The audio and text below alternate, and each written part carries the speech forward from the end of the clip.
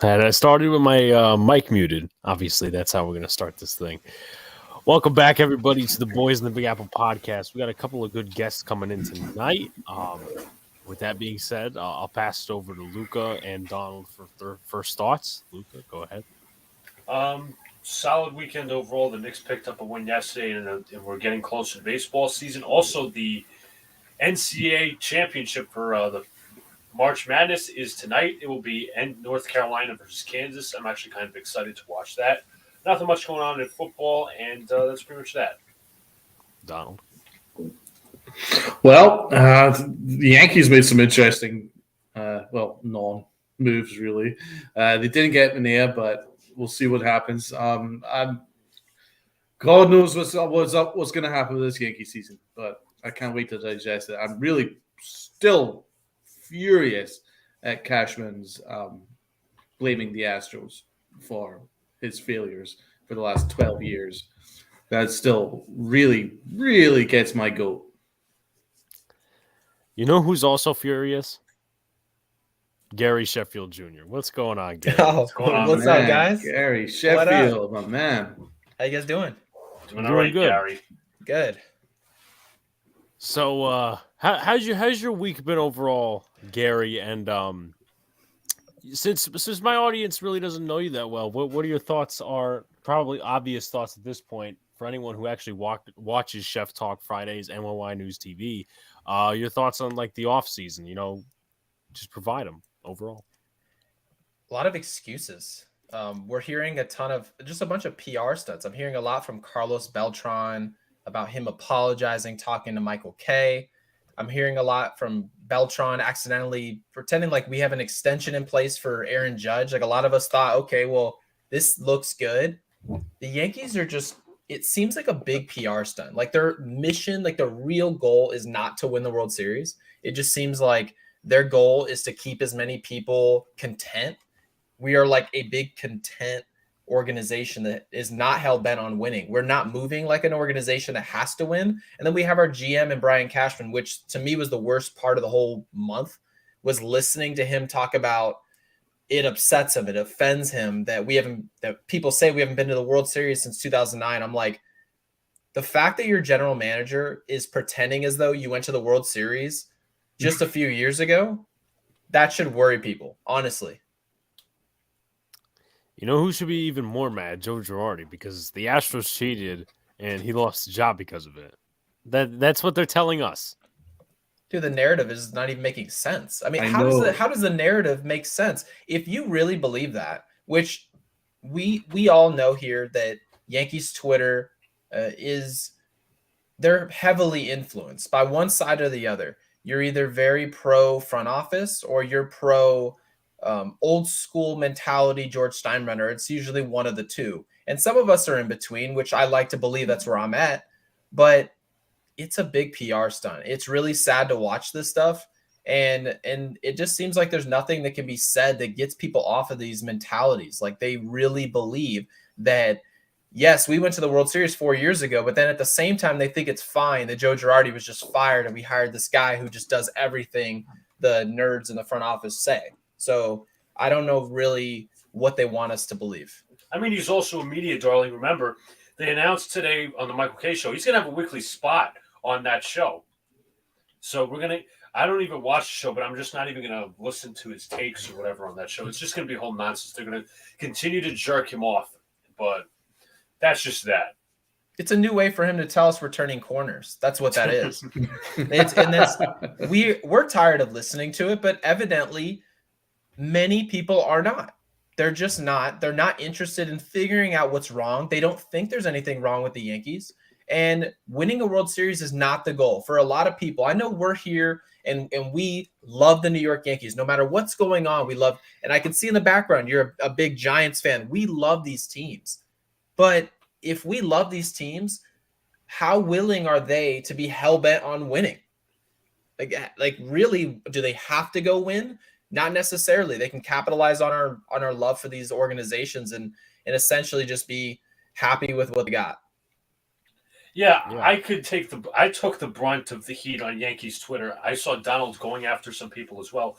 Obviously, Yankee fan Earl, I basically retweeted one of his things, and I said, "Don't follow this geek because, don't follow this geek unless you want to be brainwashed, like you remember, like you want to be brainwashed by the organization." And then there's this whole Twitter thing. He's got his minions, he's got his whoever, and it's just sad how this Yankees fan base has completely, turned the wrong corner, should I say, and they're completely naive to all this stuff. They're not reading in between the lines. They're just, again, Gary, as you said, they're content. I want to read out the whole quote here from Cashman because it just boils my balls. So I get offended when I start hearing we haven't been to the World Series since 2009 because I'm like, well, I think we actually did it the right way.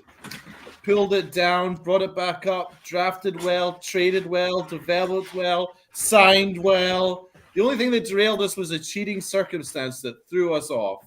So, there's so much to unpack here, but his argument is a Swiss cheese argument. Everything you go through, everything he's listed, drafted well. Well, who have you actually drafted well? The only thing that's worked out was Aaron Judge.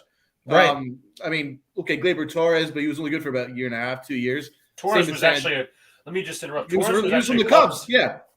And then Sanchez worked out for about 18 months, then completely flatlined. Oh, we've traded well. Who have you traded well? Aaron Hicks? Been a complete disaster. And you re-signed him, which has stopped us from going into this market. That was a complete disaster. Which pitcher have you developed? Severino? He's been hurt for 3 years. So you go through that. That's false. And then it's also just self-preservation and desperation. Yeah. It's all spin. It's like, okay, so why do you have an excuse for between 2010 to 2017 when we missed the playoffs for a couple of those years? Or what about since 2017 onwards? Oh, was it the Astros' fault as well? I mean, let me tell you why this is a lie. You're on the money. This is why we know we're being lied to. The timing. If this was at the beginning of the offseason, he would never say something. He would never say this. They capitalize on our excitement for just being interested in being the old Yankees.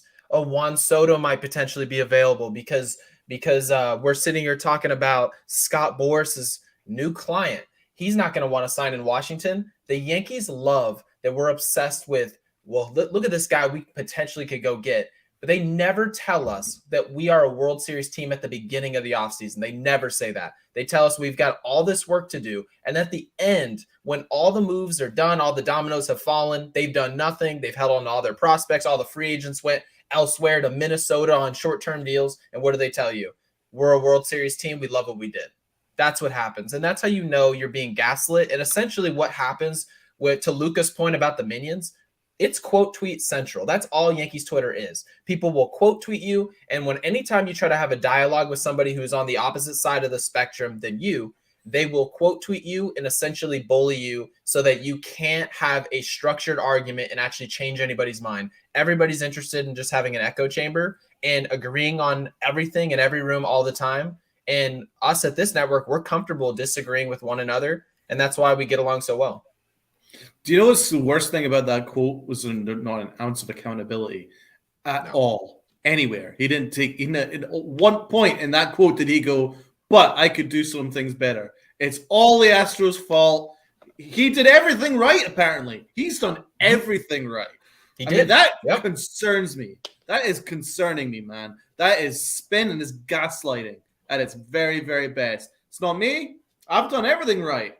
It's just...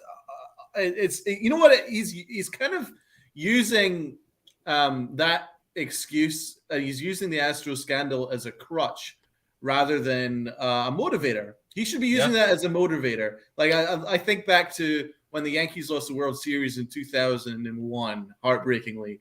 What did George Steinbrenner do? He went, well, what is it going to take to go and get Jason Giambi? And it's like that's a motivator. Okay, that went horribly wrong, so we're going to use that as a motivator. And that's how the Yankees used to act.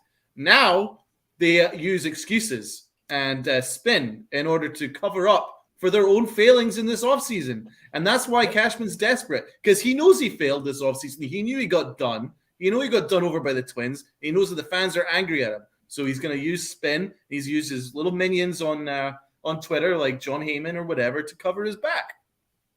especially with the Manaea stuff. And I got to say one thing. What do you do?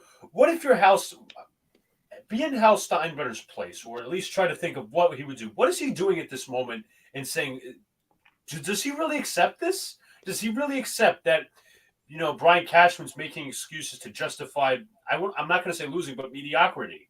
How are you Hal Steinbrenner and you justify this? He's essentially, I feel like Brian Cashman is essentially throwing Hal under the bus for all these big contracts. Remember, he said in the beginning of the offseason, we have latitude. But, then he made the excuse, the article came out from Odyssey.com. The Yankees couldn't afford Freeman. All these big contracts is why the Yankees couldn't afford this and this and this. You could blame Hal for them. I don't blame really Hal for the money side. I blame him for sticking with Cashman. I really both agree. Even though it wasn't realistic, I really don't think Cashman or Boone should have returned this year. I really don't think so. I think it's guilt. I think the reason we're looking at this is because of guilt, and I'll try to explain that the best I can. I know Yankees fans, and I dealt with it, especially having been in New York. I was like 12 or 13 years old, and I became a diehard Yankees fan at that point. And they were doing a whole bunch of winning. And what did I hear a lot of? You guys buy your team. You guys never work on your prospects. We've got this young kid. You guys you're not developing guys. You're always after the big splash free agent, the Garrett Coles, the cliche. We're going to go get the Garrett Cole for $324. That is what Yankees fans are afraid of. If Juan Soto was a free agent today, what would Yankees fans be saying?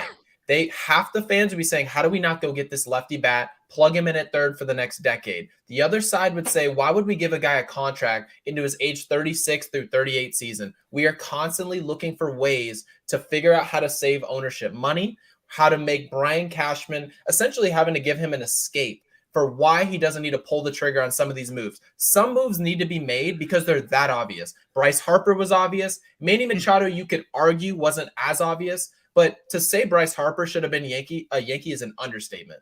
And they just found a way. They looked at WAR as a reason not to go get Bryce Harper. They looked at strikeouts, but then they go get Joey Gallo and other guys who strike out. So their criteria just doesn't make sense. It doesn't compute. Anyone who's like actually trying to make the Yankees a World Series winner can see right through this stuff, but the other side can't. Didn't Pinstripe Alley post a thing where Hal tried to take credit for the 96-2000 Yankees? Yep. He sure did. He did. Dude had nothing to do with it. I took that meeting to heart, and I said to my dad, we need to start protecting our prospects, and if that didn't happen, then we might not have seen our Mariano Rivera and Derek Jeter and Andy Pettitte to this day. Are you freaking kidding me? This would never be coming out of his mouth if his dad was alive, because he knows his dad would speak and say, well, this conversation was never had. That never happened. We all know this. He never spoke and said, Dad, you know what we really need to do? I really feel that Derek Jeter is the future. I feel like Bernie Williams has got a future here with the Yankees. This is not Hal Steinbrenner. This is not. So, and it's for him to say that is just a lie on. I mean, it's sad to see someone lying that someone can't defend themselves and actually say what happened. But we all know that crap didn't happen, because if it did, he would have a better eye for talent today. He said to him, Daddy, can I have money for another horse, please? Because that's all he actually did. He was riding horses, and he was involved in other things like hotels and horses. He didn't watch an inning of the Yankees in the 90s. Give me a freaking break, man. He's acting. Yeah. Yeah, I was going to say he's acting as if Gene Michael and Bob Watson did not exist. I know. It seems like it, but and I don't want to sit here and be like, oh well, he's just the son of George Steinbrenner, because people say that to me all the time as well. But you have to consider he's not cheap. He's just making poor decisions. He's spending a lot of money, but his decision to keep Brian Cashman and have him at the helm was a mistake. It's been a mistake. It's going to be a mistake today, and it's a mistake 2 or 3 years from now when all of us are looking at Juan Soto, all of us are looking at the contracts that can be had going forward. They're mistakes. We don't have the proper people in position to make these decisions. It's sad. It's honestly really sad to watch. It's an ass-backward organization, because you've now got Aaron Boone, who is Brian Cashman's guy, re-upped for about 4 years, and Cashman's on a lame duck contract. Obviously you have to re-up Cashman's contract in order for it to make any sense at all. That's just terrible decision making. Like no other organization would do that. It's ridiculous. Well, no, if you gave the Boston, if Dave Dombrowski's in Boston and he spends $260 million and the team isn't competitive, he knows ownership doesn't have any ties to him and he's likely to be fired. Brian Cashman does not have that. There's no hook like that for Brian Cashman. Brian Cashman this year could go win 86 games. The Yankees are going to tell us, Hal Steinbrenner is going to tell us, $80 million is coming off the books. We're flexible. We're ready to get back to being aggressive on the market. The Yankees are players on Juan Soto in the trade market. The Yankees are players on Trey Turner. The Yankees are players on all these different guys that we are going to talk about on these shows. And the system is it's honestly just a train you can't stop. It's honestly sad. Yeah. If I may say a couple of things. So, obviously going through the comments and chat, shouts to everybody, Joseph, MH, Donald, you got to take facial hair tips from our guy, Gary, MH, who's a Mets fan, Mets spending and covering up too. They're just starting the freak show. I want wins. Obviously, they almost completed the trade, but they would not take on Hosmer's money. Their analytics suck, as in the Yankees need a new team of nerds. And Cashman calling, obviously referencing that phone just now. And also one of the things that I find weird about this organization is the self-indictment. Like a couple months ago, November-ish, I think it was before the lockout, you had Hal Steinbrenner come out and say, well, the fans kind of need to forget about 2017. And what does Cashman do? He goes out there and he totally rips the Astros. And now you obviously have Carlos Beltran working for Yes. You have Maben, who was on that team, working for Yes. And you signed Marwin Gonzalez, who could have a real shot at making the roster, at least in my opinion. So I think the self-indictment is just weird. And then obviously Gary was talking about latitude and flexibility, something Cashman was talking about. And then now it's, oh, well, these contracts, those are the reasons why we didn't get any superstars, which doesn't make any sense. Once again, you said latitude, you said flexibility. And once again, like probably one of the reasons Donald is a part of Pinstripe Chronicles and like us three are part of NYY News TV is to call out the bullshit. And the problem is somebody should have picked up on that. They should have. I mean, but they don't. And the thing is I see in the chat that the analytics suck. And, I can't even say that the Yankees analytics suck because the analytics team is responsible for guys like Clay Holmes, guys who are key contributors in this, like on this team. They're players that bad organizations have given up on. And we have hit on DJ LeMahieu, some of these other players that our analytics team is responsible for. So I want to give them some credit, but there's too much responsibility on their plate. Sometimes the human element has to get in the room and say, after considering what you've said analytically, Bryce Harper's the guy. Gotta have a guy who can win an MVP from the left side for the next decade. Some things are common sense. Analytics might steer you a direction, but just because a pen and paper takes you there in a graph doesn't mean it's the right decision. So I want to make sure that our analytics team gets some credit while also acknowledging the problem might be that they just have way too much responsibility and they can't handle it. I agree. Luca, any other? Yeah. Well, actually, let me ask this. I know it's minor moves and moves some of us did and didn't expect. What did you guys think of the moves for Jose Trevino and then for Miguel Castro? We'll start out with Sheff. Well, Miguel Castro, I like. He's a power guy. I mean, there's nothing really there's nothing to dislike about someone with power stuff. I'm sure the Yankees and Matt Blake, they're going to find a way to use a guy with that type of stuff. And I'm happy to say that. But how many different arms are we going to have in this organization that are more reliable by All-Star break than the guy we're paying $18 million a year to in Aroldis Chapman? Because I'm watching all these other organizations like the Chicago White Sox is a perfect example. They can get rid of Craig Kimbrell in a big contract, but the New York Yankees can't seem to do the same thing with Aaron Hicks. They can't seem to do the same thing with Zach Britton, Aroldis Chapman. They cannot seem to find a way because they're hugging prospects and they're afraid that someone else is going to find a way to get this person to contribute rather than giving them up and getting rid of that money so you can use it more wisely. Don't forget that Cashman actually said that the reason why they couldn't go in the market is because they placed their bets on other areas in their contracts that they had. And he actually mentioned Britton, Chapman, Hicks. Excuse me, am I on a different planet? You're the one that gave these contracts. Yep, So you admit it's like, is he like completely lost his mind? He's the one that gave these contracts out. You're admitting that you can't go in the market and it was generational free agent market that's existed in modern baseball for at least a generation. And his excuse for not entering into it is because the contracts that he'd already given out and he's refusing to move. So what is that? That's ego is what it is, because his ego can't handle the fact that he made a mistake. So he's never gonna fess up to the fact that he made a mistake with Britton, never made a mistake with Chapman. So instead he's gonna keep a hold of them and he used that as a crutch.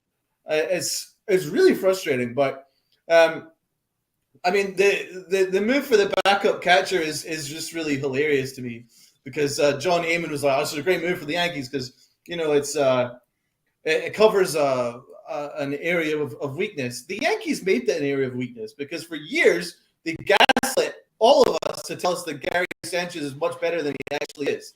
Gary Sanchez is the worst catcher in baseball for about 2 years. And he was gaslighting us with all these stupid stats that meant nothing. Quite clearly, he couldn't catch the frickin' ball, and he wouldn't go and retrieve it either when it went past him. So, he kept a hold of Sanchez for this long, passed up on a million opportunities to get better in that regard. And now we're supposed to credit him for, well, first of all, trading him for a injured backup catcher, and then having to go and get another trade to replace the backup injured catcher that he's already traded for. I just find that all hilarious. It's like, why am I supposed to give him credit for that? It's all a bunch of non-moves as far as I'm concerned in that regard. But yeah, the bullpen arms, he's going to be solid. I have no issues with that. But I mean, I'm not giving him any credit at all for that. I think it's just his ego. Luca. Yeah, I was kind of puzzled with the Trevino move. I was like, you know what, mad to it at first because Donald made a great point with replacing the injured catcher that you got in the trade and all this other stuff. But what are we going to have, like 3 catchers on the roster now? Rorvet's still injured. To me, I just want a solid bat out of our starting catcher. Hopefully it's Higashioka, obviously. But again, it's a good defensive addition. I just want one of our catchers to have a solid bat at least. That's at least my opinion. And as far as the male catcher goes, apparently, well, he's a power pitcher, obviously, like his stuff. But Castro sometimes can get out of control. I remember a bunch of Mets fans mentioning that on Twitter. But hopefully we can get him under control, I'm hoping. We also traded for, I think his name is David McKay today from the Rays. He's a sinker ball pitcher. So maybe he's another Clay Holmes who can throw the sinker ball well. Just a bunch of lateral moves, honestly. Just a bunch of depth moves. Lateral moves, yeah. They want us to be anti – this is the thing. And when we were talking about Britton and Chapman and Hicks, the reason that they haven't gotten rid of these contracts, and I've had this theory for a while, actually, and I'm just bringing it to light. They want you to be anti-contract, not anti-give-up prospects in these deals.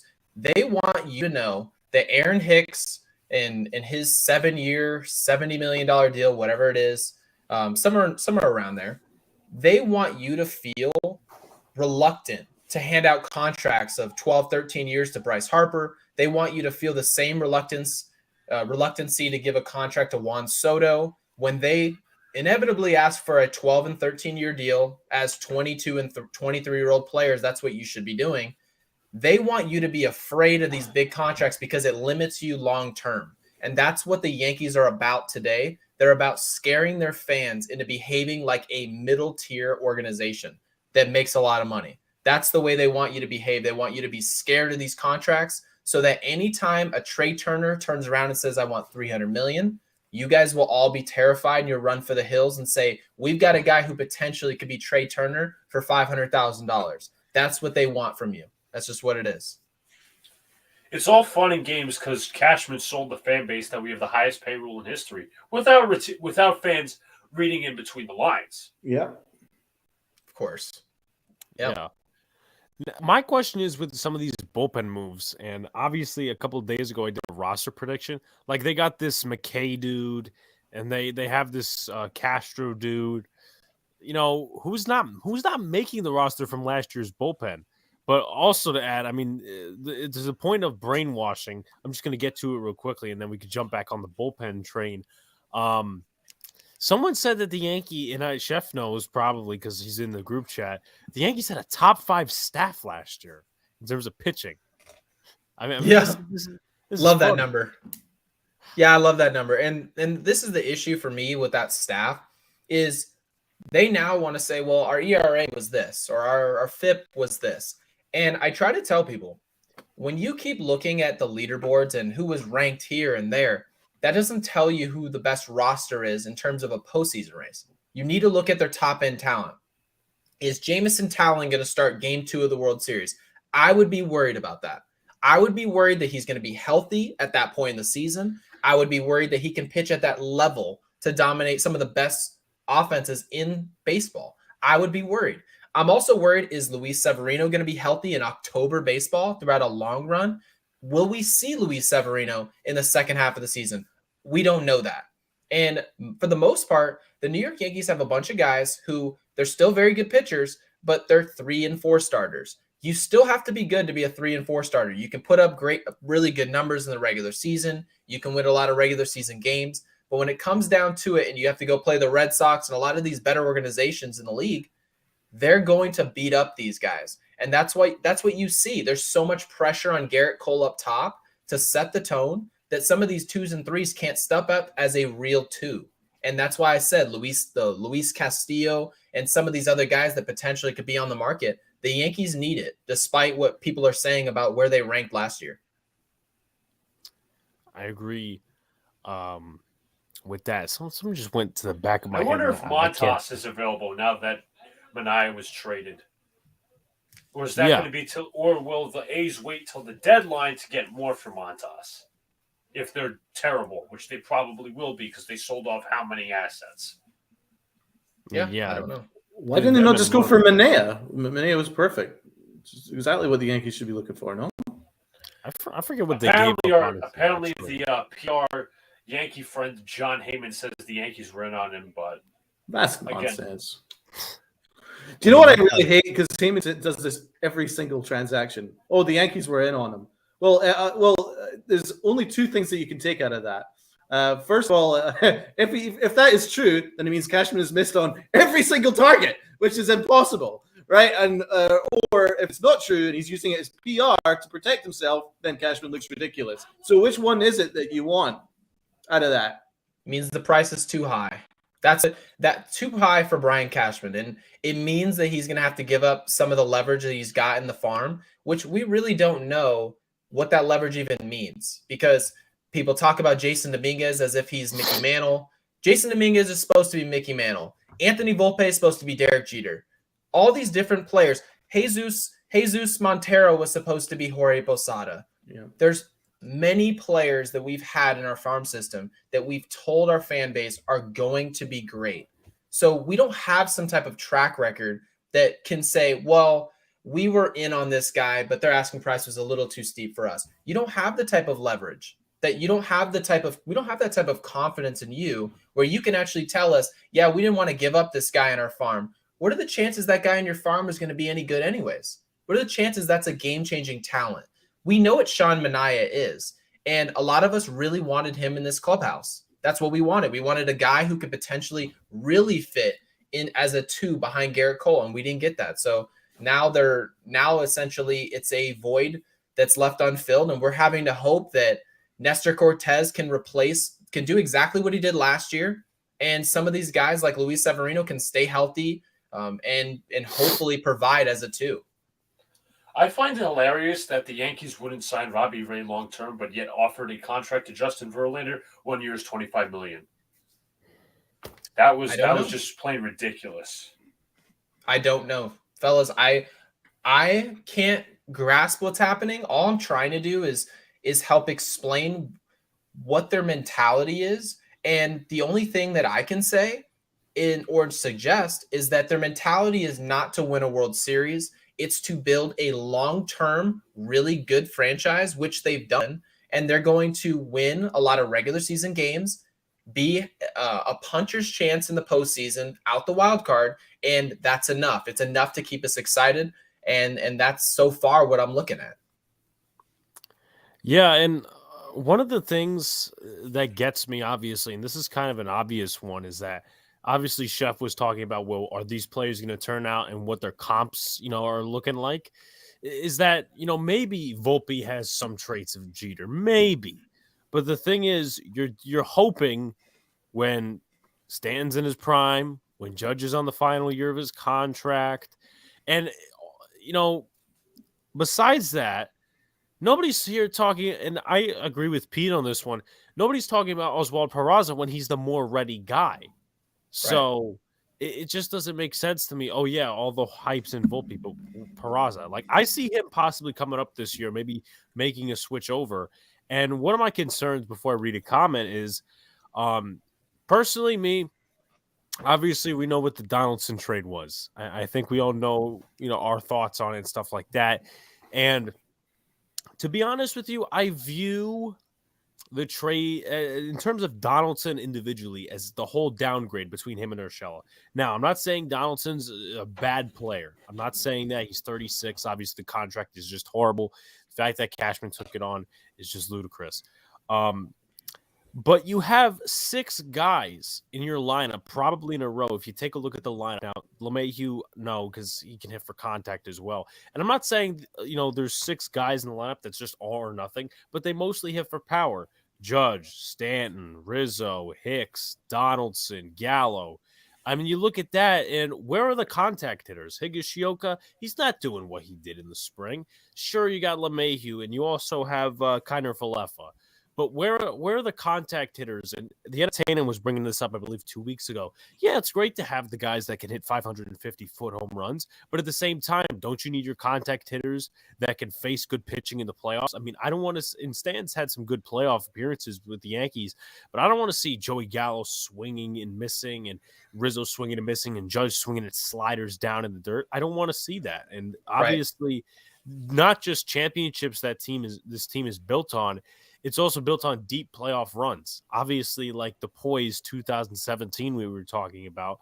But once again, it comes with the acceptance overall of just, going to a wild card and exiting. But once again, why I value Urshela more than Donaldson, not as a player individually just, but also on the team, because we need contact hitters. Urshela's younger, and I understand there's some injury issues there. But Donaldson, he's older. Yes, it's power and it's great and he gives edge, but how is that going to help you possibly in the long term when you have to go into the playoffs? Because you might have 6 automatic outs in a row. You never know against good pitching. It's just a lack of balance in the lineup. That's how I feel. I totally agree. This is why we said Starling Marte was a great fit in New York. Starling Marte was going to be a great fit. And unfortunately, he's in New York, but for the wrong team. And he's complimenting a guy who, like you guys said, they're power guys. Pete Alonso. What better person to pair with Pete Alonso than to have Starling Marte slapping a single and stealing bags and filling up the base paths? Pete Alonso is going to have to do less this season because of Starling Marte. The Yankees, it's the way it feels watching the New York Yankees hit. They're not a bad offensive team. It's like watching guys take turns, trying to do the same thing. And once a pitcher gets into the groove of how to stop that, you essentially watch them all go down in a row.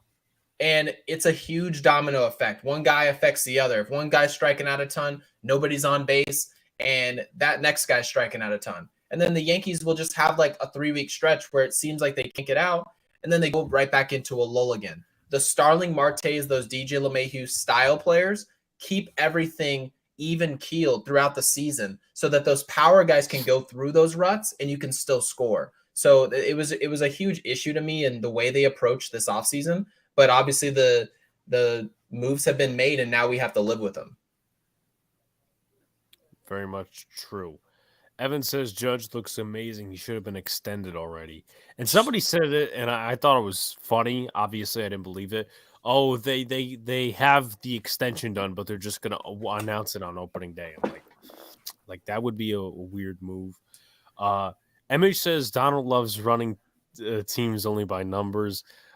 Jonah Hill cursed baseball, obviously. Yes, for money. the good old Moneyball reference. Good old Moneyball. I just want to say for Evan and some other guys in the chat, like I know. Let me just give a little update. Interrupt Alex real quick. Obviously, we'll be doing one more Knicks game on here. It'll be the Knicks and the Washington Wizards, and then we're hoping to actually do our first Nets game. It will be the Nets playing game versus whoever they face. So, Evan, stick around for that. I know we don't have a lot of Nets fans in our comments, but still, it's just to tune in. Alex, you can continue.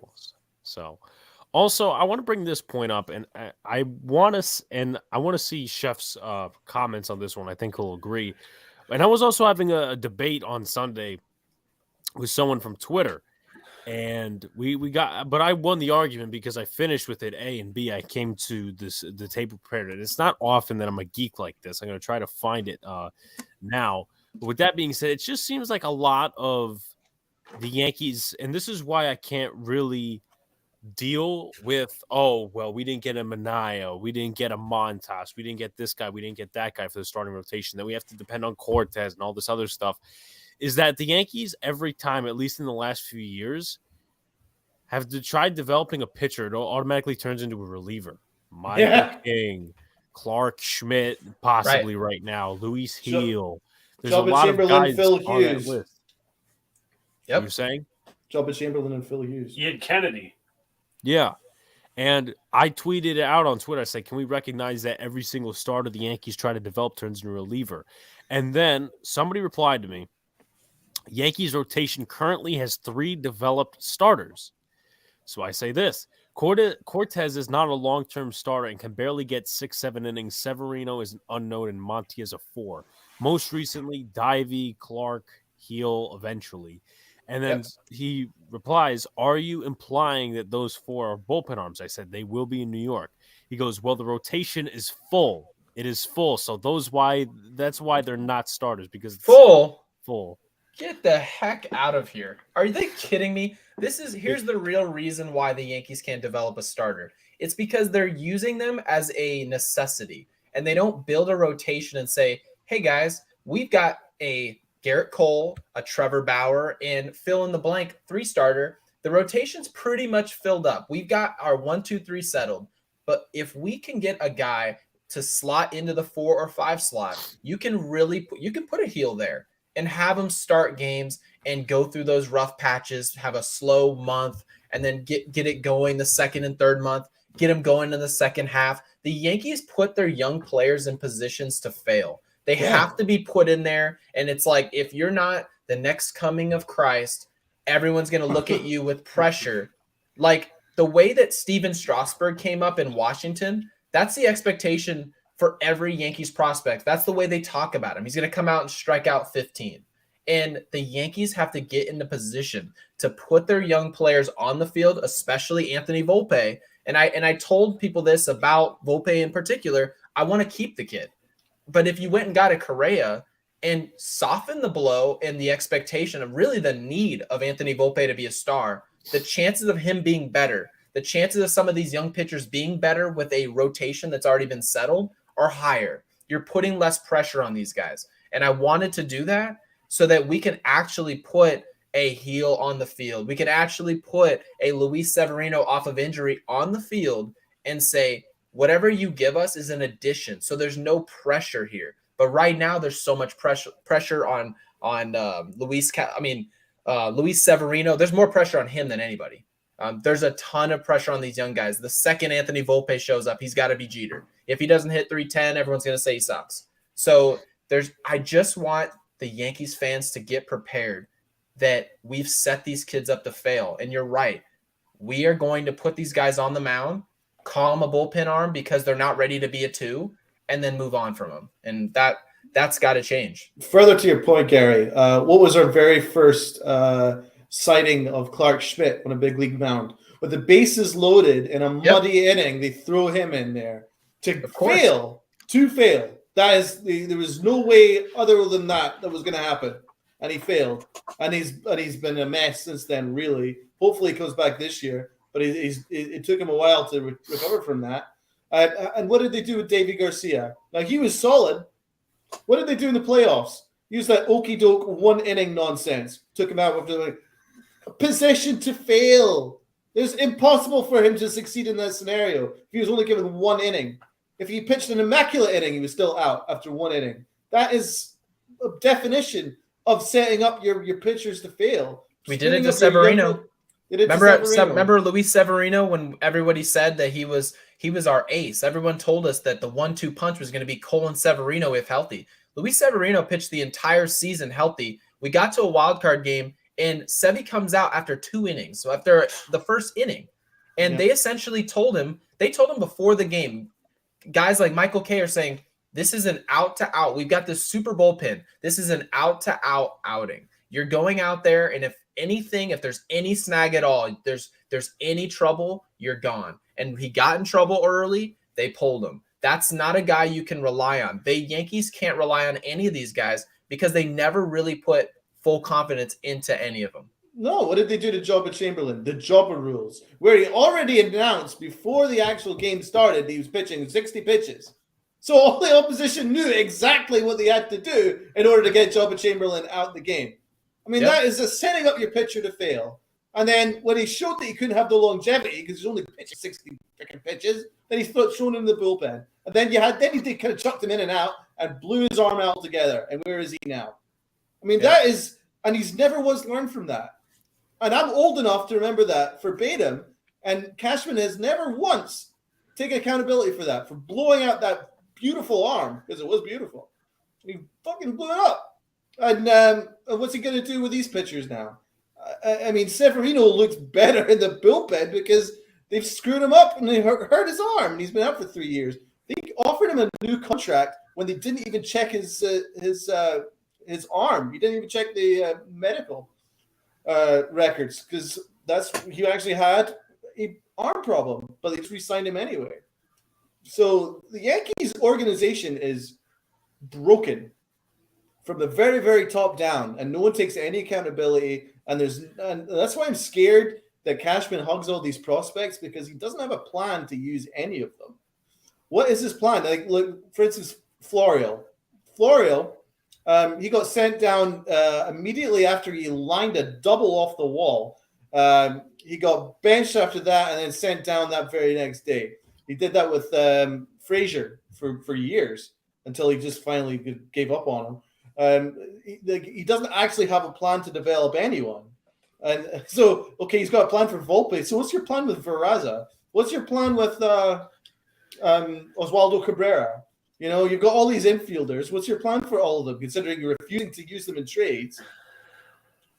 Do you know what I'm saying? I don't think they really believe in any of these guys. I think maybe other than Volpe, and Volpe is the one guy who really jumps off the page. You watch his highlights and you go, this guy looks special. And he does remind you of Jeter. So I'm not going to sit here and say he's going to be Derek Jeter because that's not likely. But can he be could he be a great player, a perennial all-star? I believe so. But the Yankees there's always a prospect they love.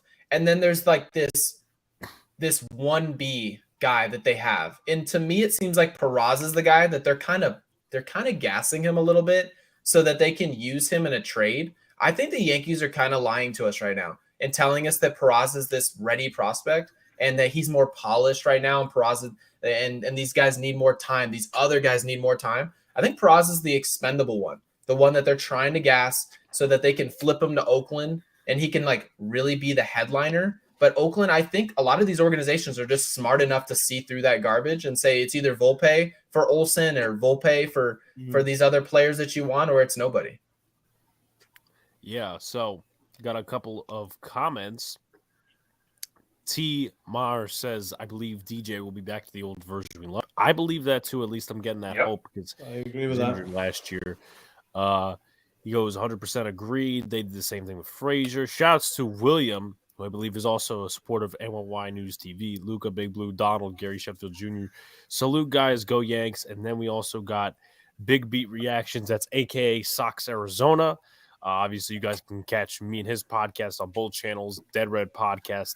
Obviously, the Yankees and Red Sox played this week. I'll be at the game live. I'll be in person, but also be checking in on the live stream and stuff like that. So I'll be purchasing a chicken bucket, but I'll try to keep my money in order. But going back to that argument, I said let's see, where was I? So yeah, back from the rotation is full. Well, this is what I said. Well, they've had to make do with Cortez, even though he's not a full-time starter, because they ruined Garcia, in my opinion, and King cracks every time he starts. We haven't seen Schmidt enough.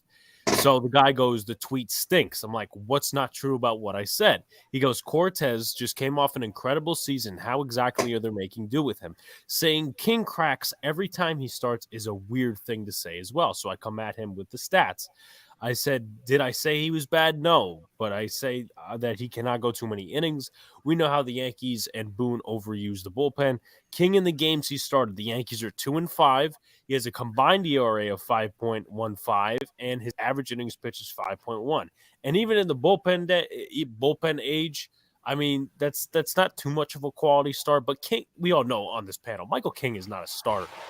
I mean, that's just pretty obvious to the eye. Have fun at opening day. Thank you so much. Cole has a bounce back year. I mean, he was almost a Cy Young, but, I got a few things to get off my mind. Number one, what will Garrett Cole's full year look like without Spider Tack? I think that's a question that should be asked. He had his share of good starts without the Spider Tack. He had his share of his bad starts without the Spider Tack. Number two, to go along with Garrett Cole, will he have his signature start this year against the Red Sox? He's never had that signature start against the Boston Red Sox.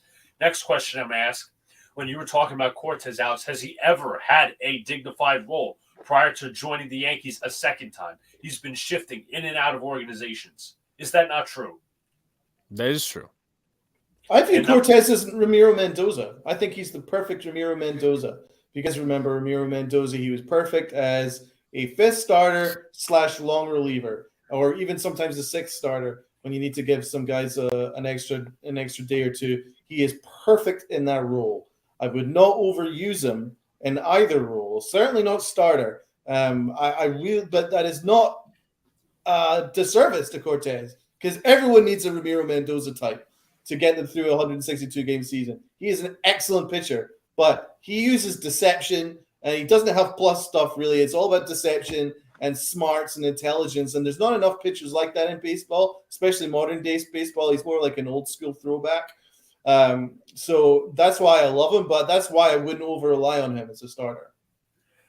Yeah, definitely. I agree with that. And also, another question that must be asked, Evan was talking about it. When are the Yankees extending Aaron Judge? Do you think – I don't think they do it before opening day. Obviously, it's Thursday, opening day. Do you think they get it done done during the season, after the season? What are our thoughts on this? And what would a ideal contract extension look like for both sides? I want to start with Gary.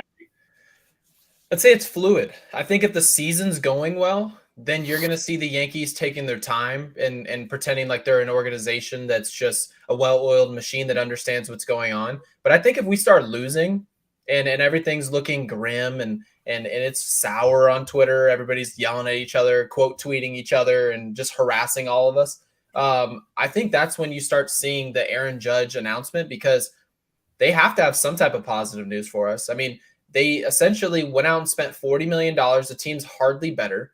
And for them to bring this Aaron Judge, first off, if Aaron Judge is a free agent by the offseason, he's not going to be a New York Yankee, because the Yankees are not going to be the highest bidder on Aaron Judge. I can guarantee everybody that.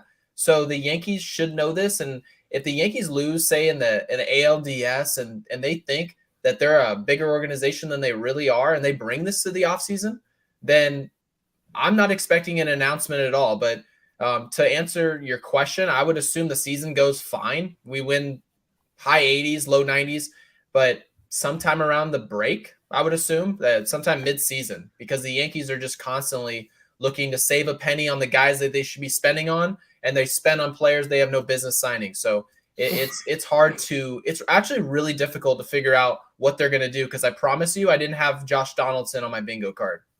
No, I don't think anybody else did. The Yankees have zero leverages in this Aaron Judge scenario. Absolutely none. The agent holds all the cards here. And Brian Cashman gave the agent even more leverage when he said a couple of days ago that it's a mandate from Hal Steinbrenner, and that's the reason why they couldn't go into this market, is because they need to pay Aaron Judge. So, I mean, that's an excuse as well. It's a ridiculous excuse. But, again, it adds more leverage to Aaron Judge. Aaron Judge is now in a wonderful position where he's like, if you risk me over going to free agency, I'm going to the Mets, because the Mets are going to are going to pay me double what you're going to pay me. So the Yankees are in that pressure situation now where they've got to get it done pretty soon. The Yankees also have this odd, stupid rule where they're not allowed to sign people mid-season. They don't re-sign people mid-season. That's just ridiculous. So they'll need to stop that unless they get Judge done in the next day or two.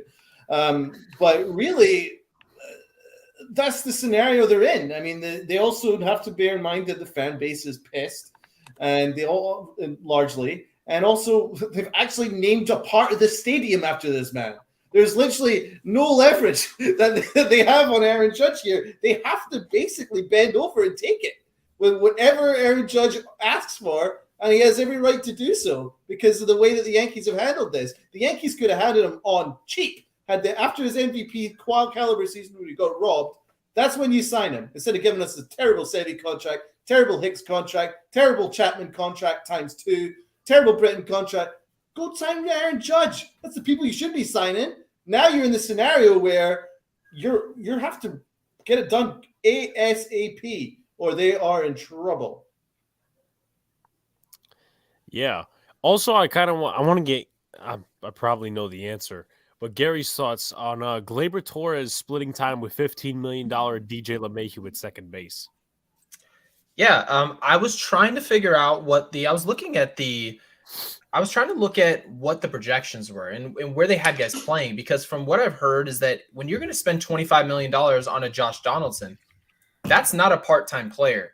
You're expecting him to start anytime he's healthy. So if he's locked in at third base, you're paying $16 million a year, essentially on a one-year deal because of the opt-out with Rizzo at first base. So you're planning on those two guys in the corners being healthy. So that means DJ LeMahieu is not going to be playing those positions very often, barring injury. So now that leaves you at shortstop, which DJ LeMahieu is not playing. It leaves you with second base. And when you pay a guy $15 million a year, which until this year was the highest paid infielder on the roster, to put him when he's had 3 of his past 4 seasons be great seasons, how can you give Gleyber Torres? How can you give Gleyber Torres, who hasn't brought anything for 3 or 4 seasons, and say, yeah, we're going to lock him in at second base only because he can't really play anywhere else? And then DJ LeMahieu, the guy we paid, who's likely to bounce back, not an outside chance. He needs to move around the infield. No, there's going to be starts at third base for DJ, and we all understand that Donaldson's going to go down with something knick-knacky at some point. We got all that. But to say that everybody, this whole roster is healthy and that DJ LeMahieu is the odd man out, that just doesn't make any baseball sense. And this is where you have to ignore the analytics and the love for young players and just say the best players play, and that's it. He almost bat 400 a couple of years ago. That's absolutely insane. And also he's a Gold Glove second baseman. So they're having a Gold Glove second baseman not play and an average to below average second baseman play every day. And they have to do that in order to get his value up because he tanked his value playing him at shortstop. Let me say one thing. I've got to say one thing about DJ. So we have T-Mar, who's sitting in the chat. He says Gleyber needs one more year. At least he's still young and played pretty well after he moved back to second base. Now, I want everybody to understand this. We've said, and we all agree, yeah, he played pretty well when he moved back to second. You know what his numbers still weren't better than after the worst year he's played for the Yankees? DJ LeMahieu. DJ LeMahieu just had a year that was terrible, hit 270. Gleyber Torres did what he does, and he had a huge bounce back of second half, still only hit 270. So when we're talking about a guy whose floor is 270 and his ceiling is 325 with a batting title and a Gold Glove at second base, the dude with that ceiling, who most of the time gives you that performance, that's your starter right there. Gleyber Torres can have an opportunity down the road. You can give him a couple starts, and if he shows himself, put him on the field. But to give him a spot preseason like this is just silly. Absolutely. Definitely agree there. I got a tweet on Twitter. This popped up in my feed randomly. I don't follow this person.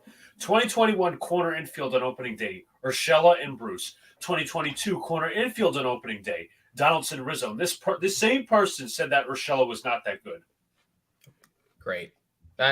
Great. These are the same people who told us that Gio Urshela couldn't play defense. Yet we're reading articles that Gio Urshela is just a glove. If only he could hit, he would be an MVP. Then all of a sudden the Yankees figure out a way to get him to hit. And now suddenly the Yankees are finding ways to marginally get better, because I do think the Yankees are marginally better with Donaldson. But for the price, to say that that's just a poor signing at the price, given what our payroll already is, it just doesn't make sense. If you're going to go spend $25 million, it's not to upgrade from Urshela to Donaldson. $25 million upgrade is a moving Gleyber Torres off the roster for a pitcher and then putting Carlos Correa at shortstop. That's the type of money that you just brought on. So to sit here and spend this type of money, and we still have all these question marks with Gleyber Torres and DJ LeMahieu and Josh Donaldson, to have all these question marks at this payroll, someone's got to lose their job. I want to mention two things. Number one, Williams says Gleyber is garbage. Watching him a bit in preseason play, God, he's bad. I'll be honest, this goes both ways. I don't think spring training matters when evaluating a player for the upcoming season. I've always said that. Do not overreact when they're playing bad. Do not overreact when they're playing good. And the thing I'm scared with Gleyber Torres is I wanted him gone after the last season.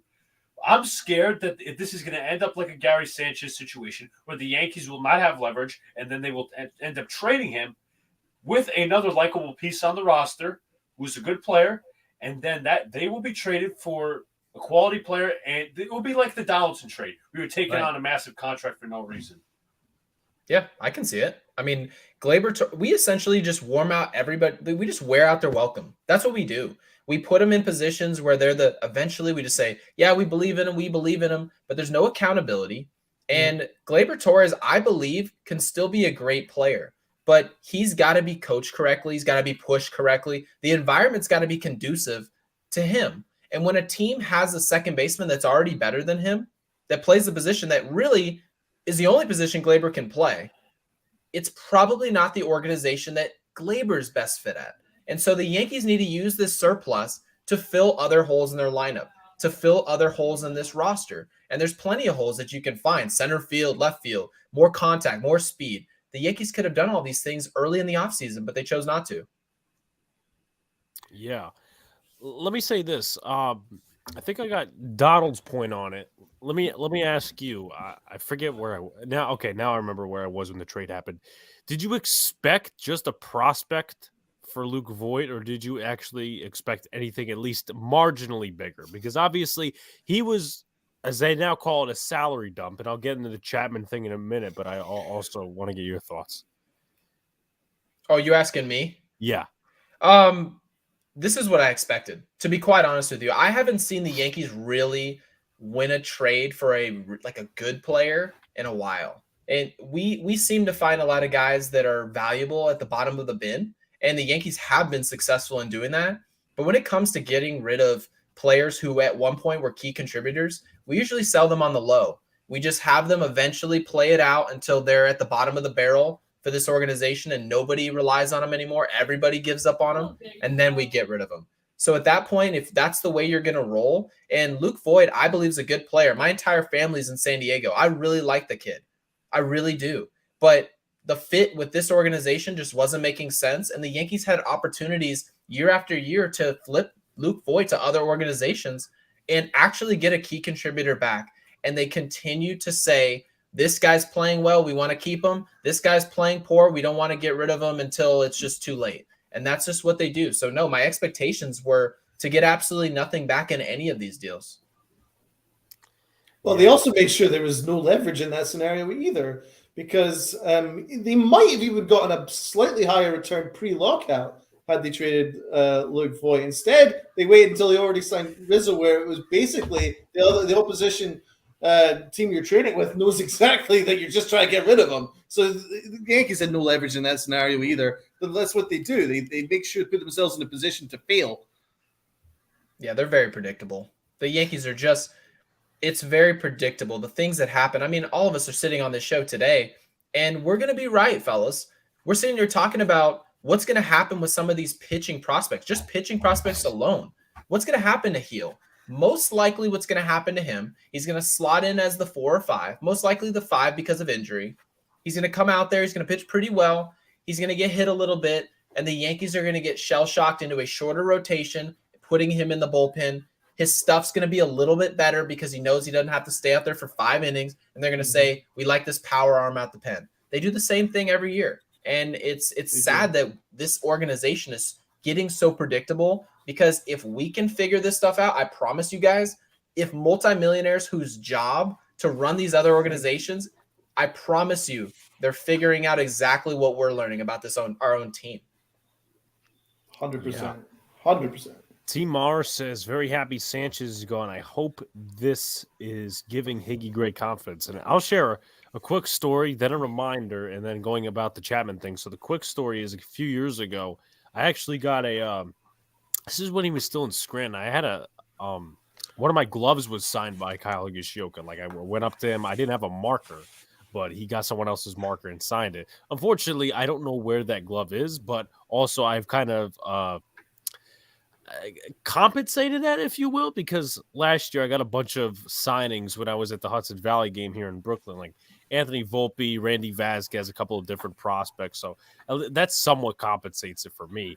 Also, I know we were talking about Luke Voigt of the Padres. We actually will be having a guest at 9:30 adding in who is a Padres fan and runs a West Coast show from 3 to 6 out there. So that'll be definitely interesting. Also, the Chapman thing as well, because we've been talking about these pitching arms. Here's what I'm worried about. And obviously you can't have, and this is, I know Donald will definitely get this, because Dave Gettleman, the Giants general manager, used to do this just a tad bit. You know, you obviously don't want to have too many of the same type players who have the same type skills. But I'm a little scared that, like, trading for Castro, and once again, he's a good player, he's a good pitcher. Trading for Castro, trading for this guy from the Rays or whatever, you know, and then still keeping Chapman and Chad Green. How much of a role are some of these guys going to see? Because obviously now JP Sears has made the roster, which honestly was a little bit of a shock to me, but at the same time, you know, shock to others, not really. Ron Marinaccio might make the roster. But what about Heel? What about Schmidt? What about those guys that have been seeing the major leagues for at least a year and a half? Like, that's what I'm scared about. Obviously, also putting in bad positions, because I remember back in 2020, which was Schmidt's first year, and he was up and down between alternate site and, you know, the Yankees. He was put in a really bad spot one of his first outings when Adam Ottavino gave up 10 runs, or the 10-run inning against the Jays in Buffalo. He immediately came in, and I said pretty much after that season, I said, if they want this kid to succeed, they need to stop putting him in positions where the game is nearly over. Yeah. And they say, okay, well, you know what, we're going to put you in now. Game over. We tanked it. And obviously we know how, you know, the Yankees kind of threw a couple of games last year, Brooks Kriske and all these other guys, Nick Nelson as well. Nick Nelson might be the worst pitcher of all time. Oh, he was. He was garbage. That dude was terrible. And I never say, because I played baseball, and I never like to say anyone stinks. That dude, Nick Nelson, he was a victory cigar for the other team. He was a human victory cigar. As soon as he came out there, it was just he was just sweating. And I could smell him on Yes Network. I could literally smell him at home. Just terrible. That guy, and it was weird because his stuff was actually good. It was just like he was like talented at finding the barrel of the bat. It was incredible to watch. I remember Brooks Kriske's game against the Red Sox in Fenway in July, where he completely blew up that one inning, and we ended up losing the game. Rob Brantley was also behind the plate, so it didn't even make it much better. Dude, it's just, and then Sal Romano. I remember him. Sal Romano came up. You know, Ray Romano. Ray Romano. The goddamn phone again. Hold on, give me 1 second, Luke. If you want to read a comment, I'll read a few comments. Yes, William says, Evan, yes, thank God slow and lazy Sanchez is gone. T. Mar says, very happy Sanchez is gone. I hope this is giving obviously read that comment. William says, I'm sorry, Nestor Cortez is good, but he's not a starter. We need another ace behind Cole. Yes, we do. That's why we've been saying Robbie Ray, Sean Manaea, Montas, even though they're not really aces, but they're good backup guys to Cole. Anyways, Evans Pittsburgh says if the Yankees had another starter, they wouldn't have had Cortez as the fifth starter. That's absolutely right. Montgomery would probably likely be the 5 guy. Evan Smithburg says bad job by Cashman. Jason Soul says, so who do we trade to get Diego Castillo back? Clay fucking Holmes. Well, to be fair though, Jason, also congratulations Diego Castillo. He actually made the Pirates roster, so clap, clap, clap. Clay Holmes was actually, and I wasn't a fan of the trade at the time because they're like, who's this guy? But Clay Holmes actually, he was good last year, and he's one of the guys I value in terms of this bullpen. But my point, once again, I'll restate it. My point is like, okay, you're bringing up Marinaccio possibly on the roster, but what about these guys you just used? Like, and then you have Chad Green there. And personally, I'm not the biggest fan of Wandy Peralta. Like, I'm more high on Lucas Lidke for different reasons. But obviously, Wandy Peralta was one of the guys in that Giants package, I think, from the Giants package for Mike Tauchman. Once again, but we have these veteran guys. Once again, Clay Holmes, obviously, different story. Good sinker ball pitcher. But then we also have the guys in the minor leagues. That's just, once again, what I'm worried about. And I don't want to overstate it too much. William also says, why didn't we try and get Freeman? I mean, that's the question we're all asking. And I'll point this out real quickly. So, true story, and I kind of brought it up in the middle of one of my other conversations on this show. The night that Rizzo resigned, a bunch of people were goobering it, as I like to call goobering it, like homering it and stuff like that. And this guy happened to be one of them. And then he blocked me. And then he had his burner come after me. And then that one blocked me. So, you know what? Undefeated, undisputed champ right there. Pick Castillo up in your fantasy teams. Kid can go play everywhere. I don't remember much of what he was in the minor leagues, but hey, I mean, I guess that's one of the prospects that Mr. Cashman did not want to hold on to. Not over jumping his big spring right now, been following Castillo for years. He has a real chance. Yeah, I mean, obviously, once again, he made the Pirates roster, so we'll see. Hopefully he's successful in Pittsburgh, like Hoygen Park. Yeah, I wish him the best. Park. I like Park. Yeah, fortunately, it didn't really pan out. Luca, if you have anything else to add, you want to go into some MLB prediction topic kind of things? Well, I was going to add some MLB headlines overall. Obviously, the Red Sox rotation now will be facing the Red Sox Thursday. Looks like a big question mark right now. Chris Sale will be out till at least mid-May, apparently. So now I have a little graphic right here, which let me just pull it up real quick. It's what the Red Sox rotation and bullpen looks like. It's pretty much a question mark as it seems right now. Now, I think of highly of the Red Sox because maybe they're not such a great roster, but Alex Cora gets the most out of them, and that's what I appreciate. So the rotation looks like right now: Eovaldi, Pivetta, Hawk, Michael Wacha, and Rich Hill. Now I view Rich Hill and Michael Wacha as back-end starters. Same with Nick Pivetta, if he is that, maybe a long reliever, in my opinion. Eovaldi's your 2 or 3 guy ideally, but he's going to be your number 1 as of right now. So it's going to be a big question mark for the Red Sox going on right now. Now for the bullpen, obviously Garrett Whitlock, the Rule 5 guy we let get away. And who was the guy, honestly, I don't know the answer to this question. Who did we keep to let Garrett Whitlock go? Briggs Kiske. Oh, my God. I didn't know that, and I don't think I wanted to know that. It shouldn't surprise anybody. It just really shouldn't. It's the Yankees, their mentality is that they really don't know who to keep, who to get rid of. And the way it is they go into the bargain bin. They go find, which I'm seeing his name right now in the chat. Look at that. Marwin Gonzalez. They actually have Yankees fans going, I really hope Marwin Gonzalez is on the roster. And to be quite honest with you, I actually agree with this statement. I think Marwin should make the team. But the fact that Marwin Gonzalez is even remotely a candidate to make this roster is just an abomination. It just is. And we're sitting here clamoring about Garrett Whitlock and Rule 5 guys. To be honest with you guys, we're on the, like, you guys are right. Like, we made mistakes there. We should have kept him and got rid of some of the guys that we kept. But at the same time, those guys are not meant to make or break the New York Yankees roster. The Yankees roster should be good enough to where these guys are an embarrassment of riches. When you look at the Los Angeles Dodgers and you see a Gavin Lux, if the Dodgers gave up on Gavin Lux last year, no one would say, well, he's balling it up in Washington. Why didn't we keep Gavin Lux? No, the Dodgers fans would be looking at it and saying, well, we've got Freddie Freeman at first base. We've got Mookie Betts in the outfield. We've got Trey Turner at shortstop. They've got plenty to work with. And the New York Yankees right now, the way the roster is constructed, they cannot afford to be making Rule 5 mistakes, which is just embarrassing.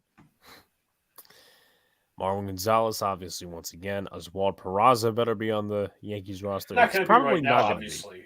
Probably the 40-man. Also, Williams says, goodbye, Cashman. We need a new general manager. Yes. Manager. Yeah, I mean, we've been shouting for that from the rooftops, but obviously, unfortunately, that didn't happen.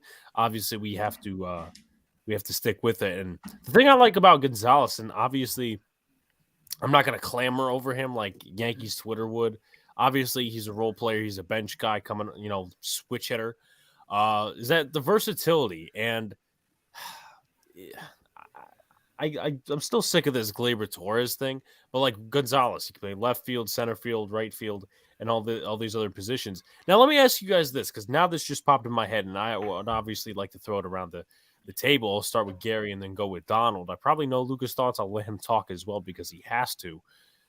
What are we still doing with Miguel Andujar? I mean, he's been obviously with the subs in spring training. He's been playing left field a little third base and first base as well. I mean, what's going on there, Sheffield? Well, they figured out that they didn't develop him properly at third base. I think they thought that he was going to be a headliner in some type of major trade, or who knows what they really believed. But at this point, we figured out he's a left fielder, and no matter how he hits, it seems like he could have hit 500 this spring, and he still wouldn't have started in the outfield. So there's no spot for him. So when you have a guy who's talented, who plays well in the spring, and there's just a surplus at the position, corner outfielders. The Yankees don't need another corner outfielder. So when you're in a position, you have holes in the middle of the field like shortstop, center field, catcher, and you have those are starting pitching, and you have surpluses at positions, that's where you need to start getting aggressive on the market. And I feel like Miguel Andujar is a big leaguer. He's a left fielder for a team, a starting left fielder for a Major League Baseball team, and the Yankees can find value. But I'm just worried that this organization isn't going to pull the trigger on a move with him and use that surplus for the betterment of the 2022 roster. It seems like they're just going to ship him off to whoever, and then we're going to say, hey, man, good luck to Miguel Andujar for finally getting his opportunity. It doesn't need to go that way. Donald? It's another classic example of misuse of an asset. I mean, the Yankees, they can't foresee the future. It's really bizarre. Like, it was quite obvious that obviously his rookie year, he's really got a lot of trade talk after his very successful rookie year, because he's got a major league bat, he's got AAA defense, and that's the Yankee scenario that they don't trust his defense, and I can't blame them for that. But instead of selling high, they just decided to just keep without using him, without plan, and then all it did was dwindle his value to nothing, which is exactly what they did to Clint Frazier. If you keep somebody without an actual idea of how you're going to use them, with an actual real plan to develop them, then all they're going to do is the value is just going to deteriorate to nothing. And what's going to happen here is they'll trade him for nothing. You're going to get nothing back. You'll get a single A pitcher back, or if that, good luck. I mean, you'll get some international money, or I don't know, but it's not going to be anybody that you're going to ever see play for the Yankees in return for Andujar, and that's a waste because the guy is a talented player, but the Yankees again just don't have any foresight. It's like because after his rookie year, and he got lots of trade offers and stuff like that. Cashman was like, no, he's our future third baseman, but he really wasn't, because then you're always looking for a better defensive third baseman and got Urshela. And instead of maybe considering him as a DH, you can't, because the DH position is already tied up. So at that point, you got to move him. But they didn't. They just kept him and kept him and kept him, and now his value is nothing. And that's what the Yankees do. Is what Brian Cashman does. Honestly, it's so predictable. As Gary says, it's really predictable. You can just see exactly how this is all going to play out.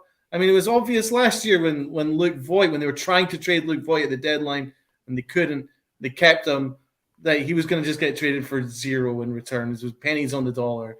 That's just the way that the Yankees are. It's like they have no foresight, and they love to reward people for years and years and years of being a Yankee without really doing much to earn that.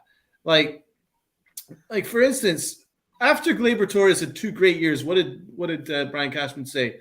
Oh, I can't trade him because I'd have to walk the streets of New York, right? I mean, you're rewarding someone without really knowing if he's going to be your future, and and that's the way that Aaron Boone has cultivated this clubhouse. Like you basically, all these guys have this arrogance about them. They played all last year with this arrogance that, well, we're the Yankees. We can just turn up and play because we're great. We're wonderful. But really, it's because you've been puffed up way above your actual abilities and without earning it. Well, Luke Voigt, how entitled was Luke Voigt? I've given so much to this organization. They want to trade me. I've given so much to this organization. It's like this entitlement. And I'm not saying Andujar's like that. I'm just saying that the Yankees rewarded Andujar for one really good rookie year for just staying for as long as you really want without really having a plan to use them or play them. It's just a really poor way of building a roster, developing a roster, and developing prospects. Luka. I actually really don't want to go off the Andujar part, although I do know that Andujar's value, in my opinion, has shrunk, and it's basically nothing, as Donald said. But the arrogance comes with, it's funny because I heard something that Michael Kay said. He's like, you know what? I don't know if people know this. This team really thinks they're really good. I played baseball in senior year of high school. Maybe because I played baseball on Mike Trout. That doesn't matter. That does not matter. Just because you play baseball, just because you think you're a good team, does not mean you are. I hate that arrogance. Absolutely hate it. So do you guys agree that there was that arrogance last year? Well, there was arrogance. There was definitely arrogance. Yeah. They don't have goals. They actually just think they are something. Yeah. See, like Derek Jeter would go on David Letterman and was like, he didn't say, yeah, we're the best team in the world. No, Derek Jeter would show up and go, our goal is to win the World Series. He didn't act like, yeah, we just get to show up to the field. I just don't like losing. That's his mentality. If we lose at all, at any round, that's a failure. He didn't show up and go, yeah, I mean, I just given all this, and then now we have guys like Aaron Hicks telling us what they're going to hit. I'm going to go 30-30. I couldn't give a rat's behind about Aaron Hicks's numbers. I care about what Aaron Hicks can do to help the team win, and if he can't do anything to help this team win, then he shouldn't be a member of the New York Yankees. I don't care how much we pay him. There's no player more entitled than Aaron Hicks. No player more entitled than Aaron Hicks. Yeah, let's not stat pad here. And number 2, let's just remember Aaron Hicks's quote. We're going to give some fuck you. Right. What a quote. Yeah. I can't wait to use that. Dude's going to be on the IL for 60 days, and I'm going to say, fuck you. Fuck you. Fuck you. He's playing golf? Yeah, fuck you. Just ridiculous. And I know he's a talented guy. Like, that's the thing is Aaron Hicks, nice guy. He can play multiple sports. He was a talented guy, but not good enough to be coming out with quotes talking about 30-30. You weren't a 30-30 guy in your prime in like 2017. You just weren't that type of guy. So how about this? Your quote should be, Yankees fans have expectations of me. I know I have to show up and perform and be done. Show up and play. And if you get traded, you get traded. And if you're still on the team, you need to keep your head down because you're not playing like a player who needs to put his head up. And it's just that simple to me. So, Gary, I've obviously long time Yankee fan. Huge fan of Gary Sanchez. Sorry, Gary Sheffield, I should say. Oh, my God. That was a walkout of this no, huge fan of Gary Sanchez. Gary Sheffield is one of my favorite players growing up. What was his memory? What was his memories of being a Yankee? Did he ever tell you about his favorite experiences in the locker room or games or whatever as a Yankee? Honestly, the biggest thing, my biggest memory of like the Yankees and like something that me and my dad actually talk about a lot is the actual negotiation to get my dad in New York. And what people don't realize is that my uncle Dwight, so he's my great uncle, Dwight Gooden, and he was working with the Yankees at the time. Well, he told George Steinbrenner, look, Gary Sheffield's going to be signing with the Yankees. You need to offer him this amount of money, and he's going to say yes. and it was just going to be a clear negotiation. Well, George Steinbrenner didn't do agents. There was no Scott Boras walking into Yankee Stadium to do a negotiation. It was always the player walking in. You tell him your number that you want, and then he'll give you a counter, and usually you meet in the middle. And that's the way the Yankees did things. And my dad and George Steinbrenner were sitting in a room, and I was right there, and I'm looking at it, and it's literally just me, George, and my dad. And I'm like, wow, okay. And he goes, I want $13 million for $13 million a year for 3 years. And he goes, well, we're bringing in A-Rod, and I just don't know if that makes sense at that number, given your age. And he goes, well, if you don't want to give me that number at this age, then just go get Vladimir Guerrero. And so he was like, and it was funny because it was two egos. My dad has a huge ego, and George Steinbrenner obviously notoriously had a big ego, but they were good egos. They were egos that really challenged the room. I like to believe I have that ego as well, but he literally sat there, and my dad was not happy with the offer. It was somewhere around like $9 million a year. And so my dad basically just like storms out the room, and I'm just sitting there eating Smarties off of George Steinbrenner's desk. And I'm like, oh God. And obviously I don't really care. I'm 10. And George looks at me and goes, man, we got to get your dad in pinstripes. I said, well, why don't you just offer him what he's asking for, man? He's never failed anywhere he goes. He went to Atlanta, hit well. He went to like any of these teams. He played well in LA. They should have kept him. And I told him this, and he's like, no, I understand. He's like, you think you can go get your dad to come back to the room? I want to talk to him. And I said, honestly, the chances are he's not coming back. That's what I said to him. And he's like, you really believe that? He said, you really know your dad that well there? You don't think he's going to come back in here? I said, probably not. Unless you go out, you have to go get him. And I said, I promise you, I'll go ask him. So I came out the room and I said, Dad, like, George wants to talk to you again. And he's like, I don't give a rat's ass what he's got to say. He's not like, I'm not coming off my number like that. And so I said, and so George walks out and said, Gary, come on, sit down. We'll get closer to your number. And my dad walks in. He goes, he said 39 for 3 years and shook his hand. And that's when he became a Yankee. And so it was like, that is incredible, man. Yeah. So it was like the split moment where it's like my dad and George Steinbrenner were like colliding, and George, like, ultimately he wanted to give the Yankees fans the best possible experience. He actually cared about this team to the point where he'll go a mile that he doesn't feel he even had to travel, but he will just to make sure. So, so some great memories there. My dad always talked about how old the stadium felt, but at the same time, like, there was beauty in that. Like for me, I went to old Yankee Stadium a lot.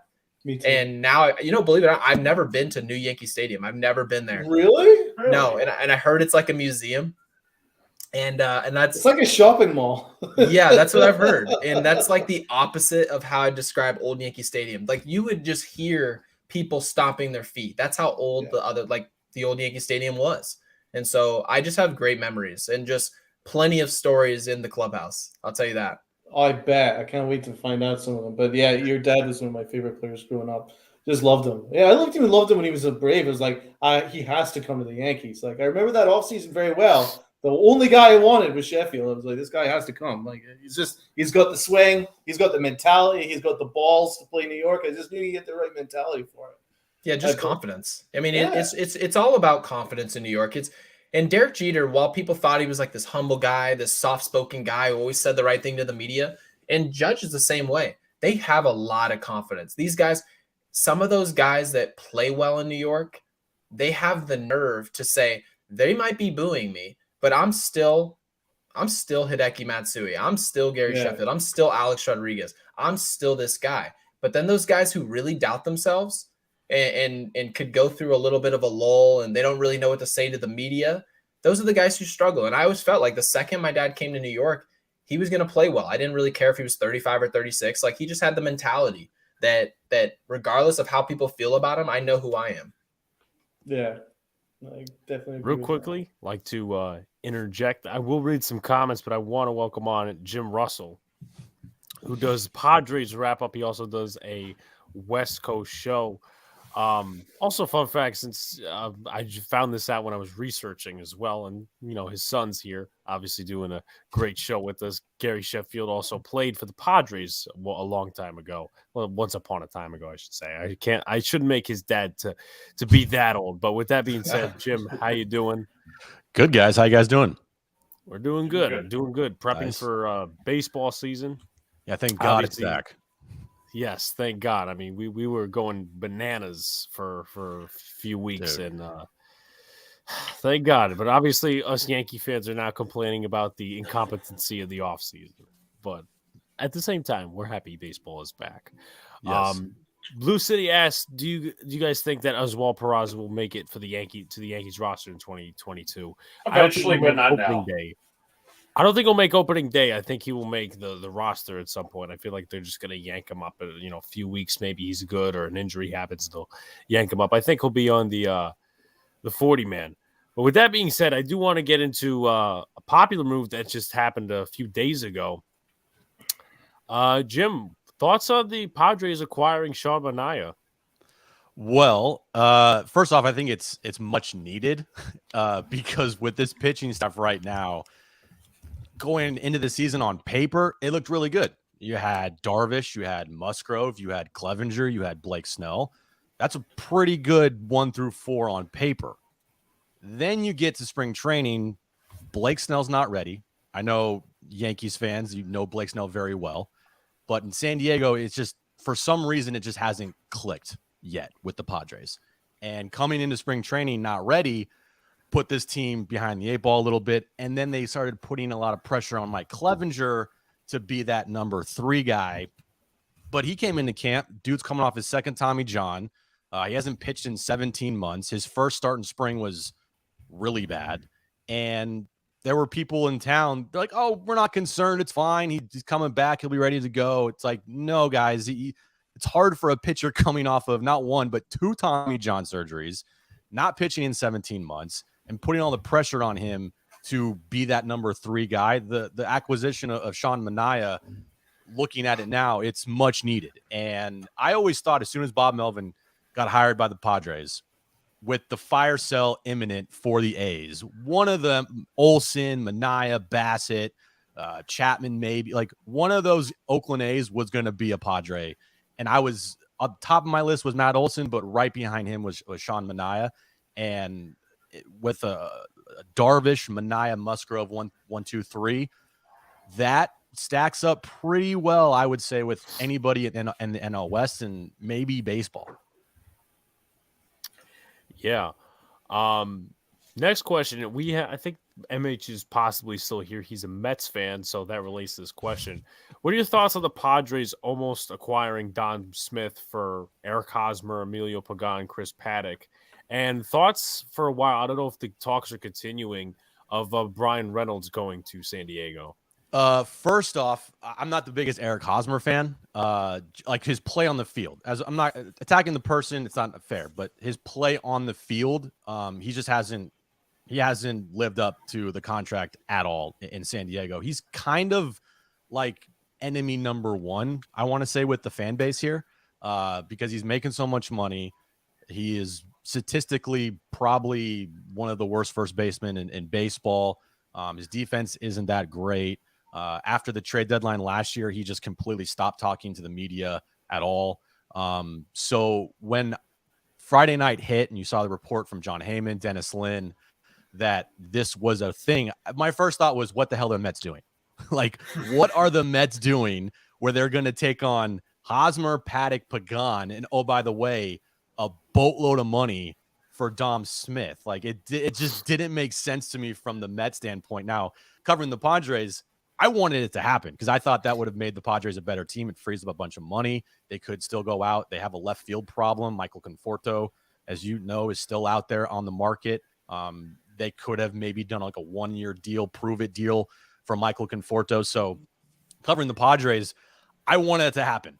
I know Mets fans were losing their mind over it, and I think rightfully so, because Chris Paddock, I don't know if you haven't seen him pitch. He has not been well the last 2 years at all. He had a UCL issue. So to me, I wish that trade went through, But I'm sure Mets fans are extremely happy that it didn't, because you would have been stuck with a first baseman who doesn't perform, probably doesn't have a position. Pete Alonso's there. Like, where are you going to put Eric Hosmer? Didn't make sense at all.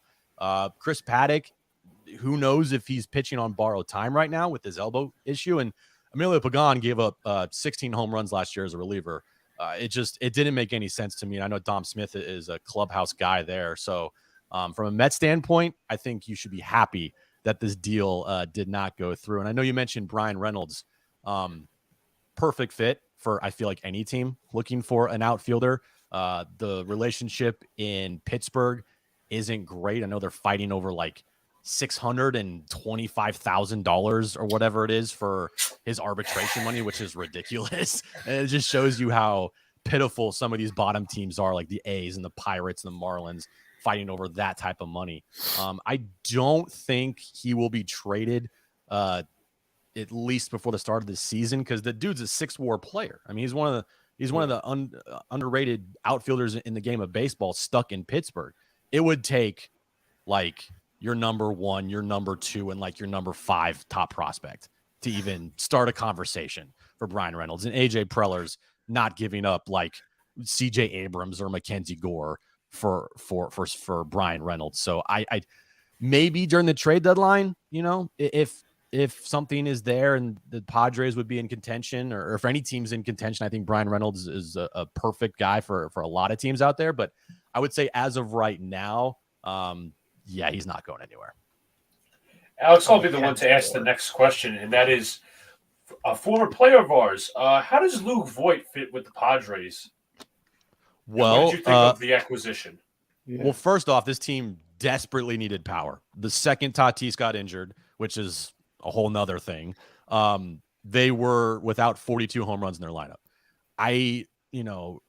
Luke Voit from afar, just looking at his numbers, I know he didn't have a place with the Yankees. But I think, if he's healthy, and if you agree, if he's healthy, I think he can give you 25 to 30 bombs potentially. And he's going to be the DH. He's going to get 500 at bats, which is something that he was not going to get in New York. I looked at it as like a no-brainer from the Padres standpoint. They needed a DH, they needed power, and it didn't cost them anything.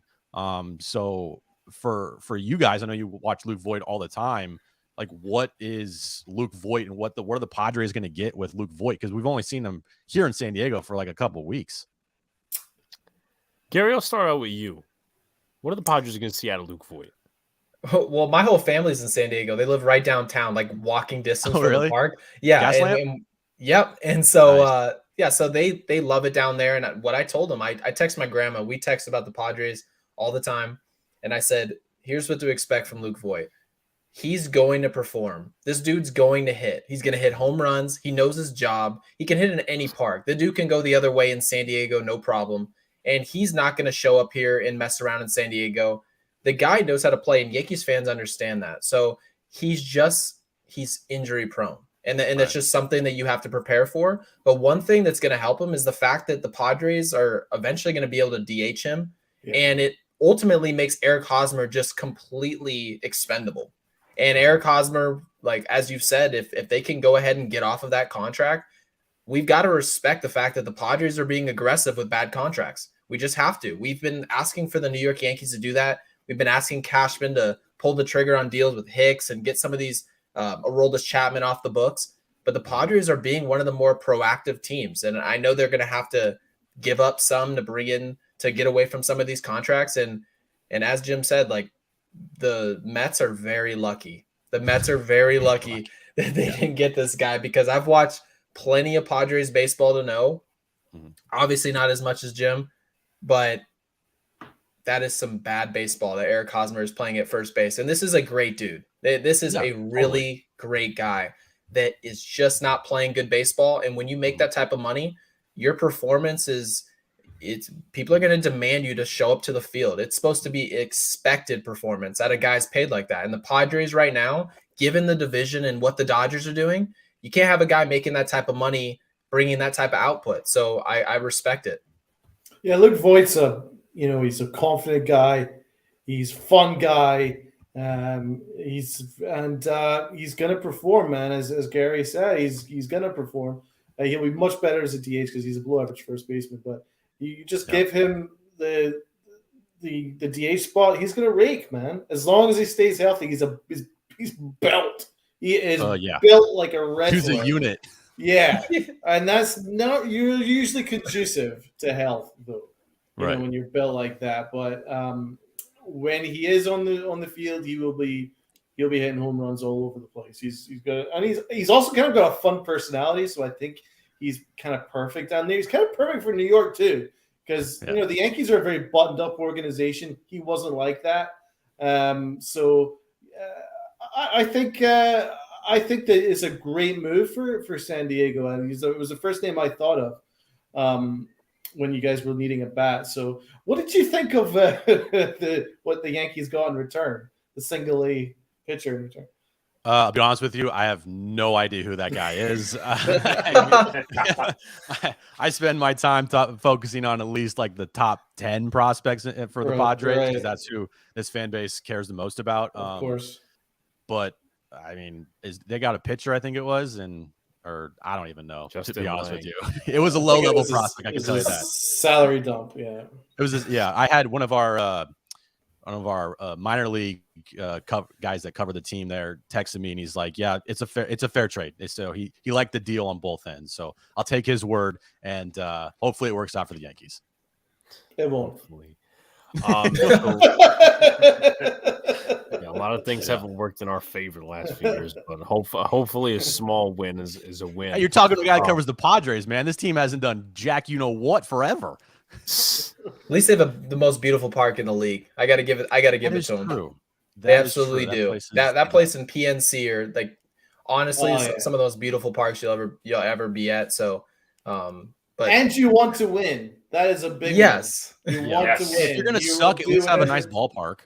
Oh, that's true. No, PNC is beautiful. I love it. I go to Pittsburgh. And Jim's saying that he only cares about the top 10 prospects. Why don't we do that in New York? We obsess over every little prospect we've got. Every guy is supposed to be Mickey Mantle. Anyone who switch hits is Mickey Mantle. Any guy who pitches is Roger Clemens. And if they're from overseas, they're all Pedro Martinez. That's what we do. The next big thing. It's like we're talking about CJ Abrams here in San Diego if he's going to make the opening day roster. And it's like, is he the next Tatis? It's like, guys, whoa, hold on. There's only one Tatis, There's only one Pedro Martinez. Like, everybody calm down. Mackenzie Gore, though, I got to give it to Mackenzie Gore. I think that dude's going to be a stud. I got to say. That's been a big, discussion and talking point here the last couple of years is, the rise and fall and then now the rise again of Mackenzie Gore because the pandemic, really messed this guy up. No minor leagues. He got hurt. He had a blister issue, didn't pitch for a year. And then last year, his mechanics were all effed up. It's been a long 2 years for the guy that Jim Callis, you probably know, it has said one of his, or if not the best pitching prospect in baseball in 2019. So his spring this year has been pretty phenomenal. Bob Melvin has said that this guy is ace quality.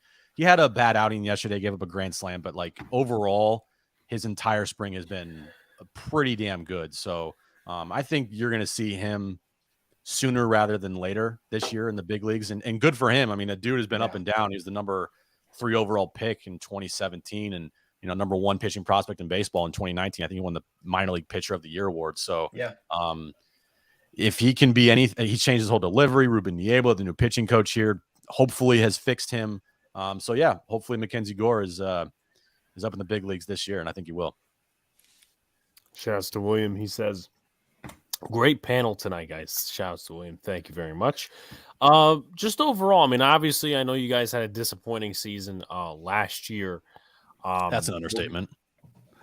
With all the pieces, that comment could be definitely attributed to that. But overall, since I don't know much Padres baseball, how has AJ Preller done in San Diego? Well, not well.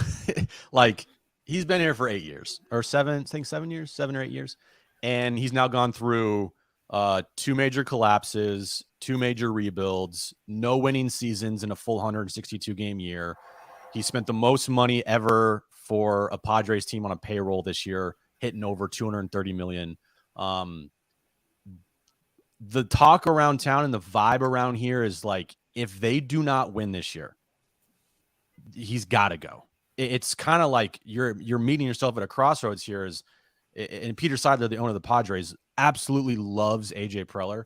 But the problem with Preller is he just it doesn't seem like he knows how to construct a cohesive roster. Like, you're going into this season with the highest payroll you've ever had in franchise history, yet you have no left fielder. You have no infield depth. You're relying on a guy that's 350 plate appearances in the minors to be your like backup shortstop or starting shortstop. You have no closer. The pitching, he shored up the other day with Sean Manaea, so I give him credit there. But, you've given bad contract to Hosmer, Will Myers. You've given bad contracts to Drew Pomeranz, a reliever, Ha-Seong Kim, Jurickson Profar. Like, it's been a lot of bad contracts that have not panned out. So he got lucky with however it happened to get Bob Melvin. If it was up to him, I think that Jace Tingler, the manager of the Padres last year, may still be here. Luckily, Bob Melvin was available and they got him. I think he's one of the best managers in baseball, and don't need to talk about Bob Melvin anymore. But it's looking like if they don't make the postseason this year, you could start seeing maybe some change in the front office. At least I think that it's almost time. Like, when is enough enough? Like, there has to be a point where you say, okay, this experiment, or not experiment, but this like whole experience, it's not working. He's a great scout, but it's still yet to be determined if he's a good GM, because he hasn't had a winning season since he's been here. Yeah. Obviously, some of those attributes sound like someone us Yankee fans know, except we've had winning seasons, which probably to compare to the Padres standard is probably a losing season, since it's not World Series or deep playoff run. Mm-hmm. But Jason says, why don't the Padres sign Conforto to play left field? Because they don't have any money. Well, they have money, but they're not willing to spend over, like, I think they're over the 230 tax right now, which is kind of crazy, because at one point in spring training, we didn't even think they would touch it unless they got rid of Hosmer. My thinking was Saturday they were going to trade Hosmer, and then Sunday happened with Manaea, and I think that would have freed up enough space to go get Conforto. I think he fits. I don't know if you'd want to give him a long-term deal. I know he's had some injuries in the past in New York. I think he dealt with the same injury as Tatis a couple years ago, if I'm not mistaken. Maybe he was looking for like a 1-year deal, but at the same time, he's a Scott Boras client. Dude's not going to just take a 1-year deal. But I think it would be a good fit. Padres need a left fielder. Michael Conforto's still out there. It's just, I think Conforto's going to be asking for probably more than what the Padres are willing to give. Bet on that with the Boras client. Yes. So obviously you were talking about getting Bob Melvin. Just to fill us in a little bit more, what happened last year? Obviously, you guys acquired a lot of different players. Why did the season fall apart to where you missed the playoffs, went under 500, and boom, Jace Tingler is gone? And how do the Padres value analytics? How do they use them? I mean, yeah. Well, I'll start with the collapse last year. You hired a first-year manager in Jace Tingler. The 60-game season, I take 2020 and I got to put it in a bubble, like, no pun intended, and I got to kind of throw it away, because Agreed. 2020 just it was just a weird year. It just, none of it makes sense. And this team, unfortunately, for bringing guys back like Profar and can't, like, they're looking at 2020 as something that they can build on, and I think 2020 was more what they really are. And Jace Tingler just was not a good manager. He did not know how to manage a clubhouse with big personalities like Machado and Tatis and Hosmer. It didn't work. And once they started losing and they started having injuries, he was not able to make that clubhouse like weather the storm. And the other big problem was Tingler, like, this might not make sense, but stay with me. Tingler is Preller, Preller is Tingler. They were of one mind. And in that clubhouse, around the trade deadline, when they were trying their hardest to get rid of Hosmer, that clubhouse viewed Tingler as Preller. And if that clubhouse did not like what Preller was trying to do, why are they going to like the manager who is literally the mouthpiece of your general manager? So that played a factor, I think, in the whole collapse. And he couldn't control the slide of the season. The injuries obviously did not help at all. That Tatis injury didn't help. The pitchers literally falling down like every single outing. Blake Snell having a horrible year for them. Yu Darvish having a really bad second half did not help. And then you get to the trade deadline, which like in San Diego, they need to make a 30 for 30 about, because the Ken Rosenthal tweet about Max Scherzer coming to San Diego. And then literally 2 hours later, oh, by the way, he's going to the Dodgers with Trey Turner. My grandma was pissed at me. I text her. I go, yeah, Scherzer's on the way. And she was out at dinner. She messaged me and she's like, oh, we're all on our high horse. We're all excited. And I'm just sitting there like, I don't even know what to say at this point. Like I really, because it almost like the organization was just like stuck after that point. Like there was nothing you could do to recover. Right. Their pitching depth was non-existent. And to make matters worse, the day of the trade deadline, the day that happened, Tatis gets injured and he's out for 10 days. So that kind of just was like a cherry on top of just what a horrible weekend that was. And the Giants also got Chris Bryant. And then that was that. So the slide last year, which Peter Seidler, the owner of the Padres, is saying was once in a generation collapse, which is kind of weird to say. But anyway, it was the trade deadline. It was an inexperienced manager. It was injuries. And it was a communication problem between the front office and the players that kind of rolled up into one big ball, was why this team greatly underperformed in the second half. Because through the 60 games, they had the same exact record as they did in 2020, which was one of the best teams in baseball. But it just all collapsed on them. And hopefully, I doubt that Bob Melvin would allow that to happen this year. Yeah, he'd probably take the Padres more appreciatively now that Oakland has become what it's become the last few years, once a competitive team. So I read up on this, and obviously, if I'm wrong, you can correct me. Mike Clevinger possibly starting the season on the IL. What is the rotation over there going to look like? Obviously, with Manaea. Right. So Clevinger, he had some knee soreness. He's not ready. This team already, the start of spring training, I thought was putting too much pressure on Clevinger. So getting Manaea definitely helps that. But yeah, Clevinger, I don't think he's going to be pitching for a while. And he shouldn't. He's coming off his second Tommy John. Like, ease him into this season. If he makes 10 to 15 starts, I think that's a win, honestly, for this season. But pitching right away, which I think they were planning on doing, was not fair to him at all. So with that injury and then getting Sean Manaea, their rotation, it's pretty solid, I would say. Darvish, if he's healthy, is starting to open today for the Padres. Manaea is going to pitch game 2, and then Joe Musgrove had a breakout year last year. He's born in San Diego. Everyone loves him here. He will be the number 3 starter. Nick Martinez, who they signed over from Japan, is going to be in the rotation as well. And then the wild card, the X factor for this team is Blake Snell. Blake Snell coming into spring training not ready to pitch.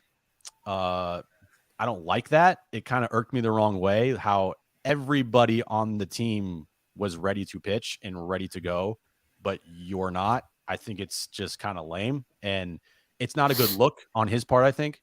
I'm sorry to interrupt, Jim. I got a breaking news update. The Detroit Tigers are acquiring Austin Meadows from the Rays. That was another player that was rumored to be here for the Padres. So I guess the Padres are going to deal with Jurickson Profar for left field. That's a good move for the Tigers, though. It is. Love that. I guess they're another team that wants to be competitive. Yeah. I mean, it's Eduardo Rodriguez. Who else sent Javi Baez? So yeah, and AJ Hinch, one of our hosts here, knows AJ pretty well, and the Correa thing didn't happen, unfortunately, for them, but I mean, they have a good team. They played really well at the end of the last year. Very underrated. Not many superstars on that team, but AJ Hinch is a good manager. I know the whole Astro thing, and I know you guys probably hate him for it, and understandable, but I like him. I mean, already. Dude, Dude's a good manager. I think he's Yeah. pretty good. Very You gotta good give him manager. credit where it's due. Right. Very good Yeah. manager. Yeah. Talking about managers, there's a San Diego manager that currently manages the Yankees at the moment. What are your thoughts on Aaron Boone? Well, when the season ended, me and my co-host John Schaefer, we were discussing like who should be the next manager of the Padres, and for me, I had Aaron Boone pretty high on my list. I was like, if the Yankees let him go, they got to get Boone. Like, he is a player's manager through and through. I don't follow too much Yankee baseball, but I do know that clubhouse loves him, I want to say, and the player manager is a big thing for the Padres that they were lacking. They haven't had a player manager here since Bud Black in 2010. So for me, Aaron Boone was the top of my list. I think he's underrated. I know that Yankees fans have a hard time sometimes dealing with Aaron Boone, and they get mad at him, and expectations are a little different in New York than they are in San Diego. So it's understandable. Like, so I like Aaron Boone. I wish at the time before Bob Melvin, he would have become available. But yeah, I mean, I like him. Why does New York hate Aaron Boone so much? Let me say this, Jim. Aaron Boone would be he'd be a great manager in San Diego. But this is the issue that Yankees fans, I feel that people in this room will also agree. Aaron Boone, given when the way Joe Girardi left New York, he left because he really wasn't an analytics guy. He wasn't a guy who was going to be an extension of the front office. So they got rid of him. And once Girardi was out the door and they were going through the entire interview process, all the old school guys were essentially just going to be thrown away. And some of the guys who are more open to the analytics were going to be okay, because the Yankees, like you were saying with Preller, you don't want a guy who's necessarily like an extension of your front office. And that's kind of the reason that Boone's taken so much. It's why he's taken so much flack, is because we see him as, he's like Brian Cashman. He's an extension of Brian Cashman. And I think if an organization enables Aaron Boone to just be himself, he's very fiery, like the way he comes out onto the field and argues with umpires, he could be good in another organization. But based on the way that the Yankees are utilizing him, I can't see where they're actually letting him be more of a cool players coach, like a Jim Leyland. Right. Yeah, and that's understandable. And you know, that I know you asked about analytics with the Padres. The thing with Bob Melvin is he's not going to take any crap from Preller, and he's going to be his own guy. Right. And that's what this team, the Padres, have been missing, is a manager that is going to be like, hey, Preller, you need to leave the room. This is my clubhouse. Like, you stop being in here. And that was the biggest problem with Tingler and Andy Green, and they had Pat Murphy here before, is that and I understand, like, the general manager needs to make the moves. He can't be the extension of the manager. Right. And the manager needs to have a good amount of say in the lineup and pitching and you know, the rotation, because it can work. Like the Dodgers, I feel like Dave Roberts is an extension of the GM there, Friedman. But it works because Friedman's a damn good GM. He's one of the best in baseball. So that's why it works there. You're going to love Melvin. Melvin is exactly what you want in a manager. Oh, for sure. I mean, everything you want in a manager. He's everything the Yankees really need in a manager. Because the thing is, the players do love Boone, but that's because he's super nice to them. It doesn't really hold them to account. The reason why a lot of Yankee fans don't like him is because he doesn't hold his players accountable. There was millions of times where Gary Sanchez would flat out just not bust it at all, or Gleyber Torres would not run out a ground ball, or he would just continue to make really poor judgment on the field. And Aaron Boone would continue to just defend them, and not hold really anybody to account. And it was getting to the point where the Yankees were like, the last couple of years, they would go on these long stretches for like 3-4 weeks where they wouldn't win a game. They had terrible losing streaks of like 11, 12 game losing streaks or whatever.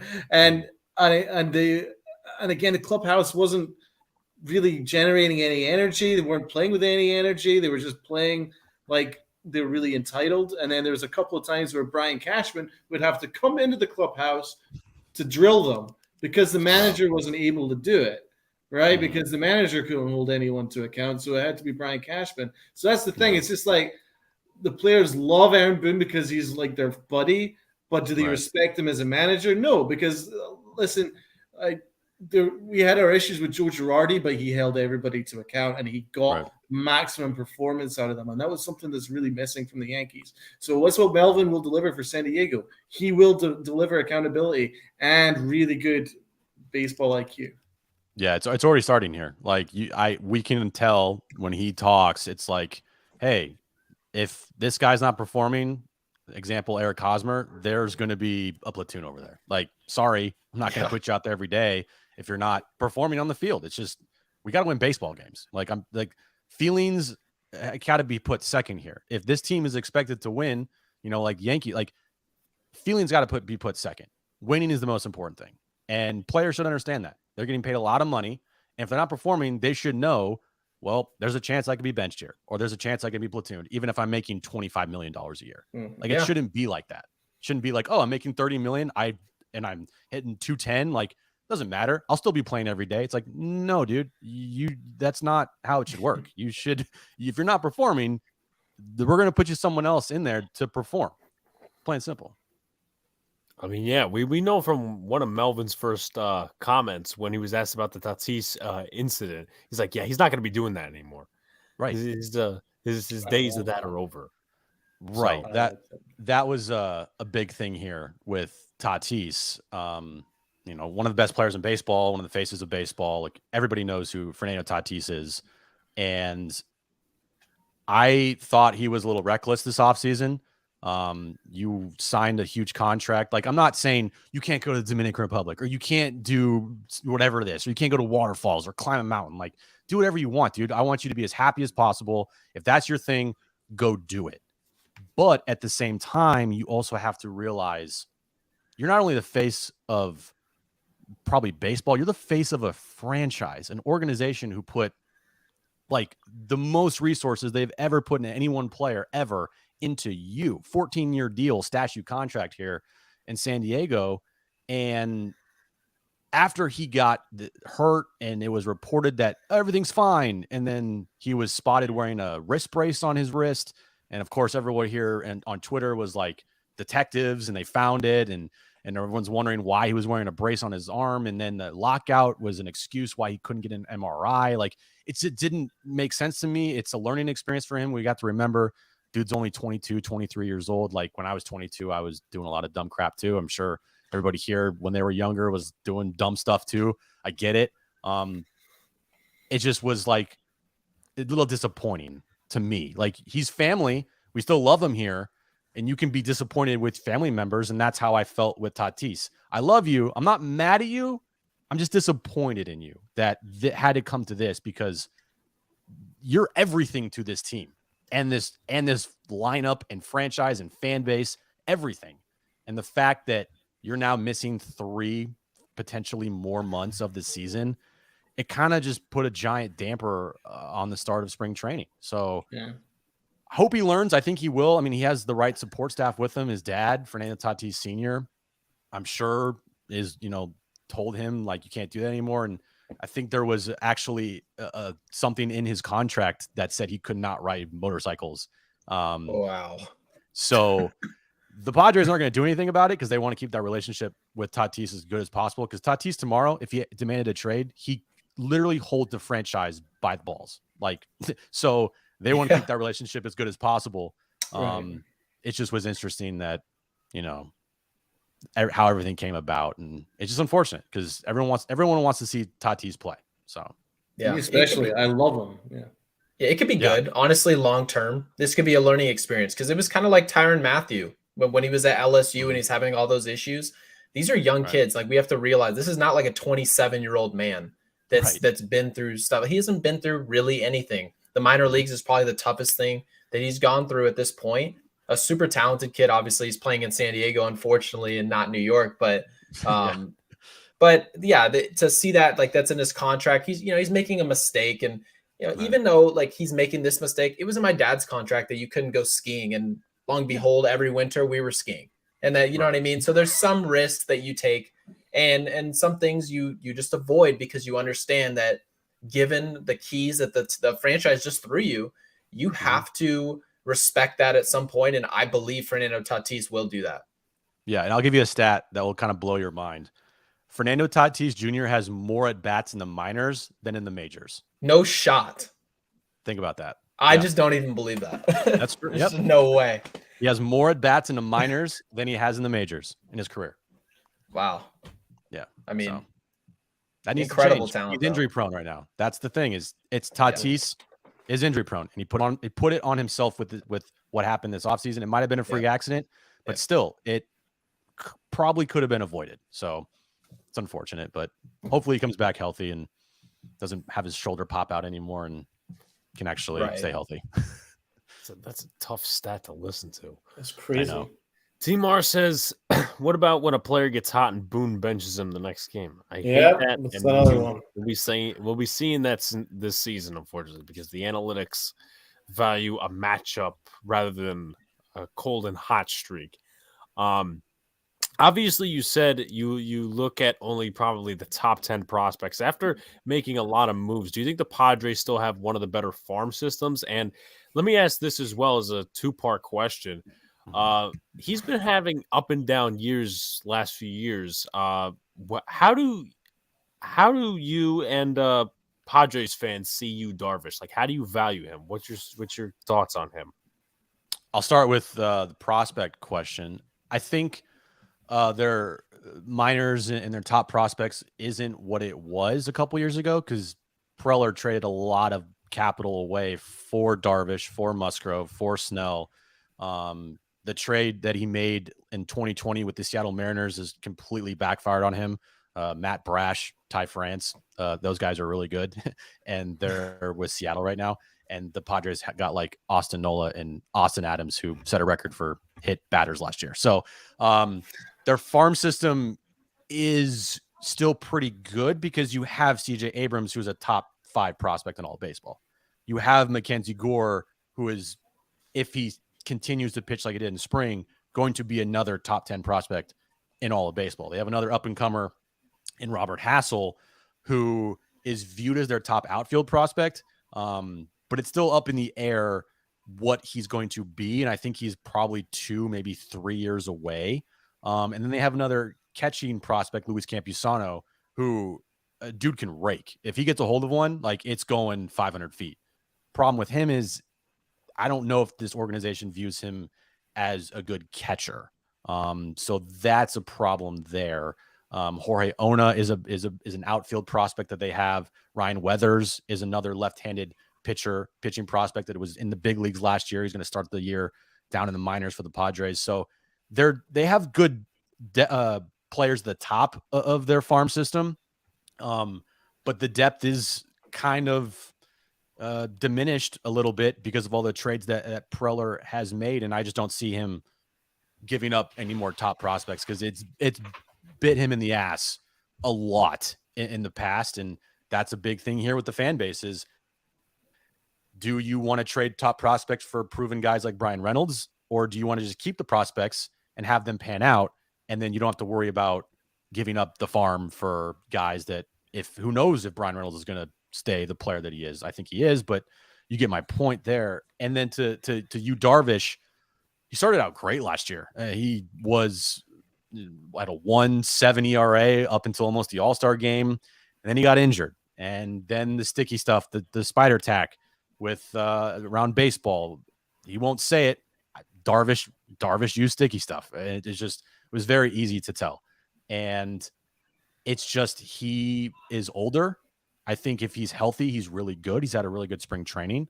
The fan base here views Darvish as an ace. They view him as a guy that when healthy can be top 10 pitcher in all of baseball. And I think that he can be if he's healthy.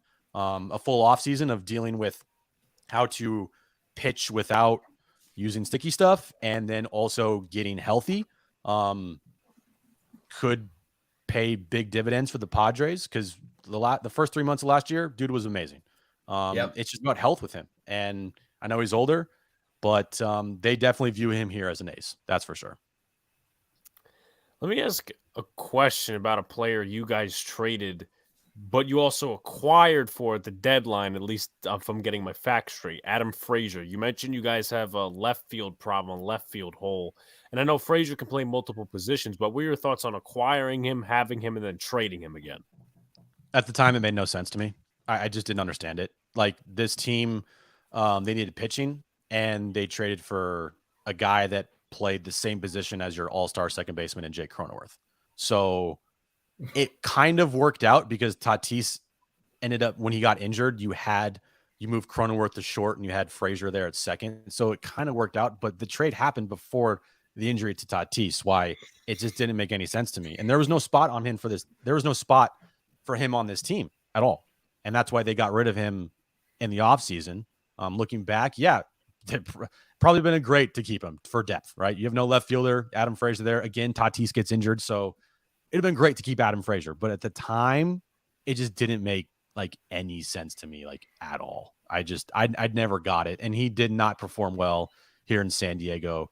I think he had one homer with the team after the deadline, and he went on a massive slump. So those are the type of moves that Preller makes. Sometimes you're just like, what are you thinking here? Like, you have a all-star second baseman, but you just traded for another all-star second baseman. Like, why? Doesn't make any sense.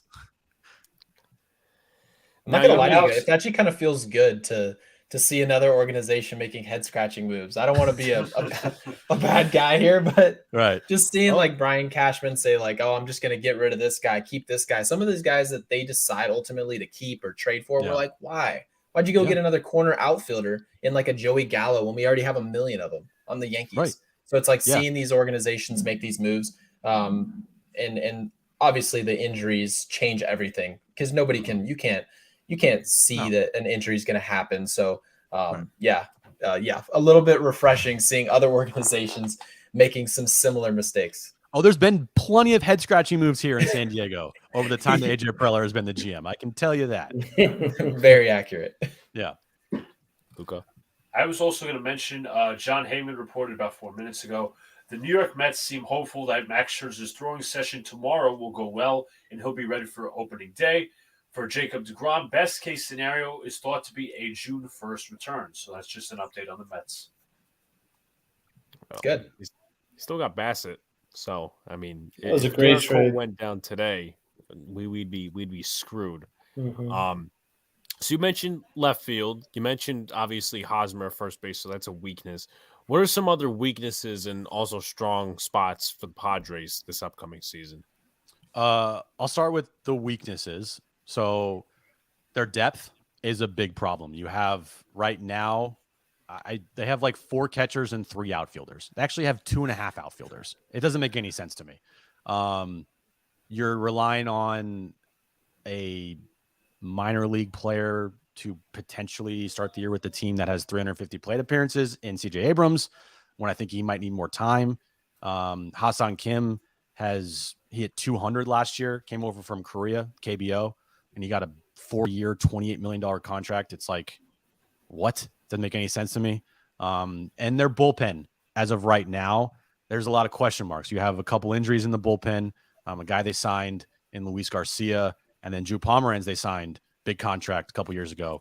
Those both are starting on the IL to start the season, and they have no closer. So that's a big weakness there. I don't know what they're going to do. They have Dinelson Lamet, who I don't know if they're going to make him a starter or put him in the bullpen.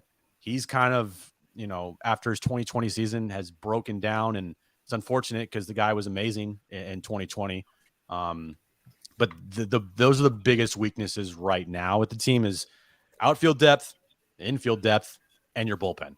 They shored up the pitching staff, which is great. So yeah, that's fine. Hey, we have a $240 million payroll, but we have problems in the outfield, the infield, and our bullpen. We'll be fine. Don't worry. We don't have a guy who can catch the ball behind the plate. We don't have a center fielder who's played in 3 years. Not bad. It's all great in San Diego and New York right now. Yeah, and then I would say the strong points of this team. Manny Machado, he's a guy that a lot of people don't like for whatever reason. If he's not on your team for some weird reason, people just want to hate on Machado. He's going to have a big year this year. There's no doubt about it. If this team wants to contend for a postseason spot, because there's like 7 teams I can name right now that I think are better than the Padres. If they want to get into the playoffs next year, even with an expanded postseason, Machado's going to have a MVP type year. Like, he's going to have to start hot. He's historically not started out seasons well. He ramps it up towards the middle and the end, but they can't afford that this year. They have to have an MVP type of year for Machado. It's like now or never. He's 29, turning 30, in the heart of his prime. You know, there's a discussion that will be had next year if this team continues to not win. Will Machado opt out? Because he has the opt out after 5 years. I don't think he will, but that is definitely a discussion if they don't win. And then they have a Jake Cronenworth, to me, is just a solid all-around, can do everything for you type of player. You need him to play first base, he can play first base. Shortstop, he can play shortstop. Second base, he can play second base. He can hit third, he can hit second, he can clean up for you. He's an all-star. He's not making any money, which is great for the organization. And he's controllable, which is also good. So that, to me, along with the top 3 pitchers, if healthy, Darvish, Musgrove, Manaea, and then Bob Melvin, those to me are the biggest strengths of this team going into the season. And they need all of those pieces to click if they want to contend, because Dodgers aren't going anywhere. Giants, they're not going anywhere. You know, you have the Mets, potentially Phillies, Cardinals, Brewers. Like, there's a lot of teams to compete with there to make one of the 6 postseason spots, and they need those pieces I mentioned to really perform to start the year. So I'm actually going to bounce. Alex, I was going to ask the next question, but bouncing off what you were saying about the playoffs and stuff, where do you see your team finishing in the standings in your division and amongst the overall amongst the National League? Where do you see yourselves? Do you see as a top 5 team? Like, where do you see yourself? Where do you see the Padres as in the National League? How do they rank? For me, in the NL West, like, in San Diego, like, can't even worry about the Dodgers. Dodgers are what they are. It's to say that it's NL West or bust for your team, I think is not good if you're a fan, because you're going to set yourself up for massive letdown.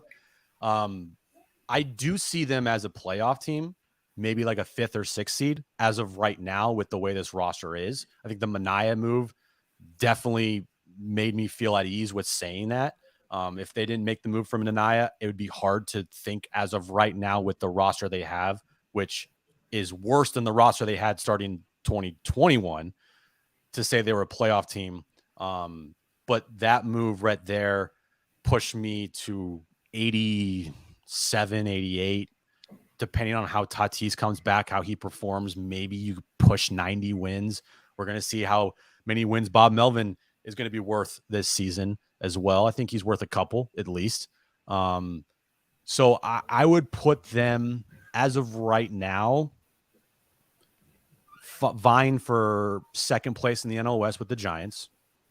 And at best, 90 plus wins, but I think they're going to be around between like the 86 and 90 win range there. And I think that if they stay healthy, which is a definite if, and knock on wood for every team, they'll I think they could get in as a 5 or 6 seed.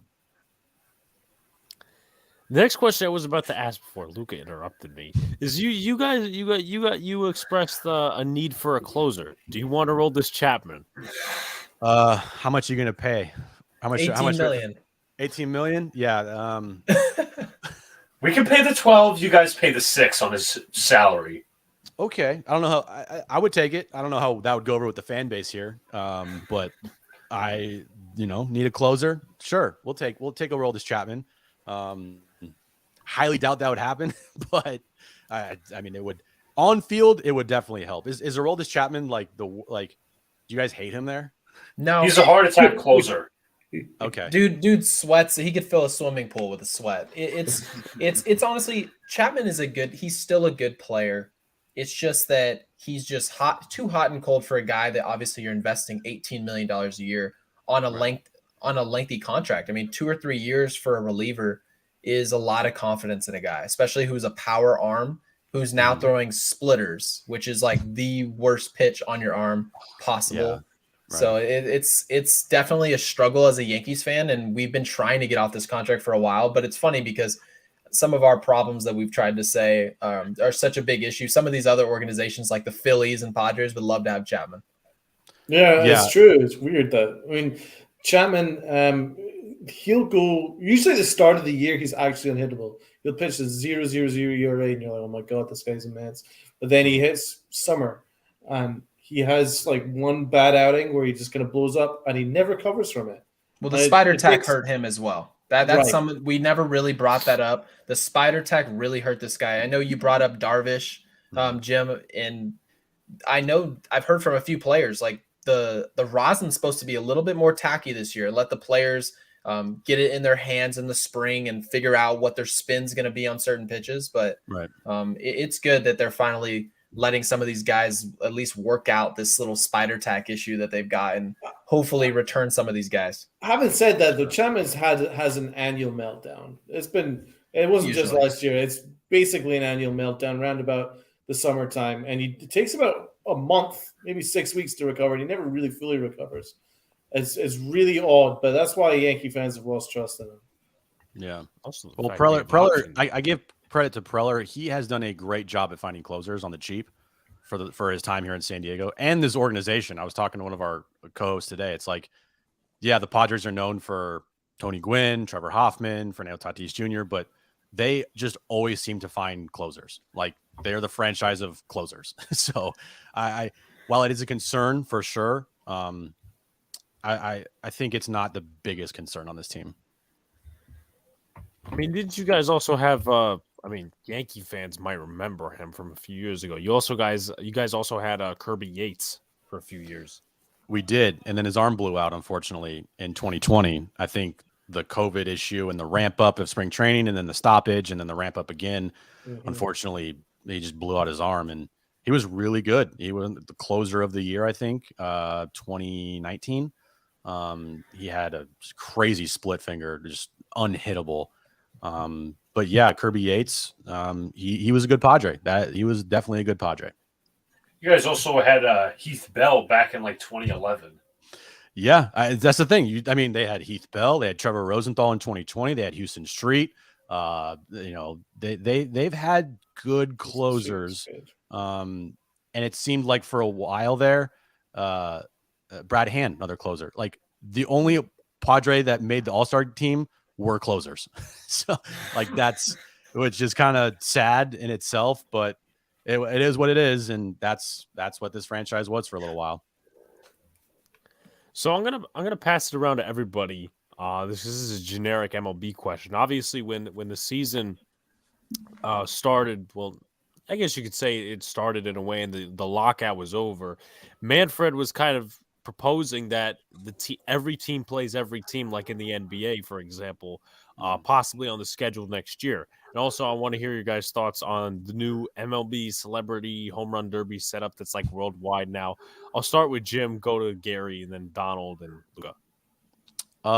Well, I do like the aspect of like the AL, NL, like interleague play, and I like the fact that if you're in a World Series and the two teams haven't played each other all year, like that's kind of cool to me. I still like that aspect of baseball. That's definitely probably going to, it's more close to going away than not with the DH now. And there's no strategy anymore with double switches in the NL, which I actually like because I just don't like to see the pitcher hit at all. So there's a part of me that likes that certain teams don't play each other. But at the same time, it'd be cool. It's cool to like have everybody in the regular season face off. And then the home run X thing, like what are they're trying way too hard. It's one of those things. It's like, we're trying to be cool. Let's do the home run X with a bunch of random players, old timers, and celebrities. Like, baseball to me has a major problem with getting in touch with the younger crowd. And this is an attempt that I think that they're trying, to their credit, to get to the younger crowd. It's just, I feel like it's going to fall extremely flat for whenever this thing is. I don't even know when, but it doesn't work for me. Okay, so yeah, for me, the interleague play thing is a good thing in terms of growing the game. Just because sometimes when I was living out on the East Coast, I'm looking at the time zones of some of these games, and some of them are starting like really late. Yeah. It's just crazy sometimes what's going on, especially with if someone's a fan of the Seattle Mariners, to be up at 2-3 o'clock in the morning watching the Mariners play baseball. Sometimes it's kind of difficult to grow the game in that aspect. So having them come to town, more likely to play in your time zone, that's always a good thing. But as far as the little social media thing they're doing, they might as well just have a floss competition to see who can do the dab the hardest, all this weird stuff. To be honest with you, in order to get people to love baseball, we don't need to like conform and get them to do like we need to stop conforming. We need to show that baseball is a great game the way that it is, and we need to get people more likely to come into the park. And it's not going to be gimmicks like watching some social media star come in and hit a home run. That's not fun. That's not enjoyable. Those people who are following those social media stars that are supposed to be Yankees and Red Sox and Padres fans, they're already watching baseball for the most part. Those people who are in tap with that type of stuff, we're watching baseball and highlights. But how do you get new fans in? I promise you guys, it can't be that we just bring in some TikTok star and be like, yeah, he's the face of the Yankees, and then see how far he can hit the ball. I just don't see it. Donald. The way to grow the great game is to have a commissioner that likes his own sport. Manfred doesn't like baseball. He's made it quite clear. I mean, he called the World Series trophy a hunk of metal, and every single move that he's ever made has been gimmicks. It just shows that I know what he's trying to do is he's trying to reach a younger audience, but as Gary says, this is not the way to do it because you're kind of preaching to converted. We're already fans, man. You don't need to try and convert us. But what you need to do is you need to market your sport better, market your players better, market the game better. They're taking the game away from people. Like the NFL, you can watch the NFL easy. It's on normal television, no problem. Every game, no problem. But baseball are moving it to Amazon Prime. They're doing all these kind of things where you're basically taking it away from the everyday viewer. And if you want the everyday viewer who isn't already involved in baseball, you need to make baseball accessible to everyone, not just people with a certain package or blackout restrictions on the MLB network. You have to get 3 different apps to watch a whole season worth of baseball. So that is a far bigger issue for me than X-Gen nonsense for home run derbies or whatever like that. That's a far bigger issue, man. You need to market your sport, market your players better. The baseball is terrible at marketing their own players. It's actually embarrassing how bad they are marketing their own players. So listen, they've got a lot of work to do. Guarantee you that isn't the way to go about it, though. That I can guarantee you. As for the National League, American League thing, I actually have fun watching National League and American League games. I have fun watching the Yankees play in National League parks and vice versa. So I think the more of that, the better, as far as I'm concerned, especially with the DH. So it's kind of taken away the whole novelty aspect of it anyway. And if everyone's got the DH, then you might as well have it. And also, we play each team too many times anyway in the American League. So why not just kind of add a couple of teams from the National League just to make it a little bit more interesting during the year? Luca? Yeah, I definitely like the National League, American League, new schedule for next year. And I do agree with everybody on the panel how MLB is trying to overreach with trying to get the new fans to watch. I think another great example of this that is coming back this year is the ghost runner rule. Second base. My goodness, has MLB continued? Why did they bring this back? Why?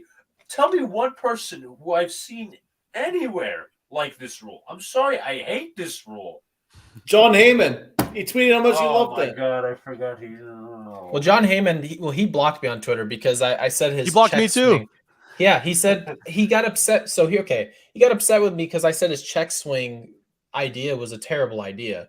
And it's like, how can you think that if someone flinching is a swing, how can you think that that's a good idea? And honestly, like I've had bad ideas. Like I'm not some magician here about baseball. I say I had stupid ideas all the time. We all have a ton of ideas, and it's like, but to answer your question, I think that baseball wants this little ghost runner thing because they want to limit injuries. I think baseball is trying to do something to help some of these arms stay healthy long term. Do I like the rule at all? No, I don't. I would love if there was like maybe something else that we could do. I don't know what it could be, but I think it's just a health concern that baseball has right now, and they just want to keep, especially some of these power arms late in games, to keep them healthy. Jim, why are you blocked? Dude, I have no idea. I literally like looked to see why I'm blocked from him, and I think someone responded to me and like tagged Heyman. I don't even know what I said, honestly. It was totally not malicious at all. I think I was just I don't know, man. I have no idea, but I'm blocked by Heyman, so whenever I have to look for a Heyman tweet, I have to go to like another account that I have or whatever and like look at Heyman, or someone sends me it. It's like can't see the tweet. I'm like, oh, it's from Heyman. So I don't know, man. I don't know. He's soft. I obviously have to try harder because I've been roasting him on a daily basis and he's not blocked me yet. Yeah, you should try way harder because it's he likes to block people apparently. He does. He really does. Yeah. Luca, if you want to add anything on in terms of like MLB predictions or anything, or if you want to add anything. Well, I want to add some other stuff. Obviously, mentioned Scherzer and DeGrom. Danny Santana. This might be minor, but Danny Santana, Richard Rodriguez, and Jose Rondon, all free agents, were suspended for 80 games today for testing positive for PEDs. How about this? Give me some sleeper teams for the upcoming regular season. I'll start with Jim. In American League, National League, any team? Both American League and National League. Well, one team made a move like 20 minutes ago. That's the Detroit Tigers, Austin Meadows. I think they are a sleeper team for sure. In the National League, which I follow more, it's hard to pick a sleeper team because I feel like the top is so good that I can't see like the Rockies or the Marlins or one of those teams like the Nationals like truly competing. I think in the National League it's like 7 or 8 teams and that's it. But if I were to pick one sleeper team in all of baseball, I'll go with the Tigers. I think in that division, maybe the Twins with Correa now. Yeah. They're another team in the Central. I know the White Sox are dealing with injuries. They lost Lance Lynn. They traded away Kimbrel. Kimbrel's not great, but still, they have Hendricks. It's fine. But yeah, I'd pick either the Tigers or maybe the Twins to maybe do something in the Central. Yeah, mine are both in the American League. It's going to be Astros and Angels to me. I think Houston's still going to be very good. They clearly know what they're doing in terms of development, in terms of spin, what they're doing with their young players, because their young guys just show up. They have the proper veterans to lead, like Justin Verlander, who's obviously coming back on a 1-year deal, but they're going to hit. So I'm not worried about Houston, even without, because we said they're going to take a huge step back without Springer.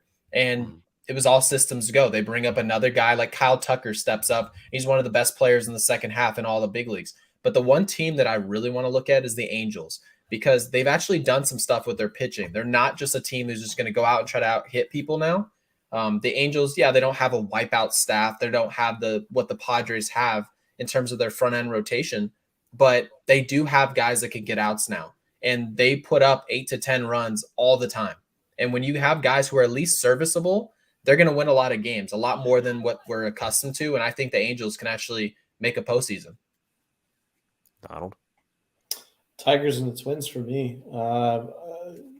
Tigers have definitely got better, made some big moves, and I love that the Twins pulled one on Brian Cashman. GM's all hell was smarter than Brian Cashman is because he got him to inherit Donaldson's contract in order for him to sign Correa. I think that's a great move for the Twins. So I think the Twins are going to be a sleeper team. For teams that haven't made the playoffs last year, I think the Padres are going to make the playoffs, and I think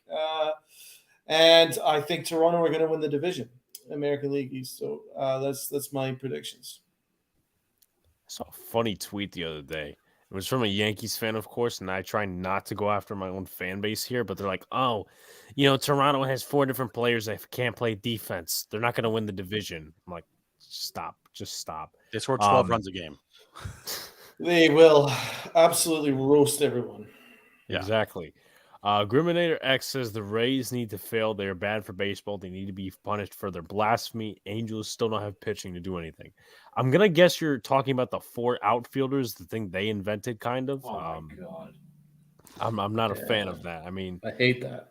the shift. I mean, the shift's a debatable subject, and I've lost my patience with because I used to be on the side that okay, listen, ban some parts of the shift, but Joey Gallo's making it so hard for me to actually be on that side anymore because he just does nothing against the shift. I'm like, dude, come on, fucking do something. Make contact. Yeah, I mean, He was almost a Padre last year. Holy moly! Imagine if that would have happened. Wish Luka? that happened.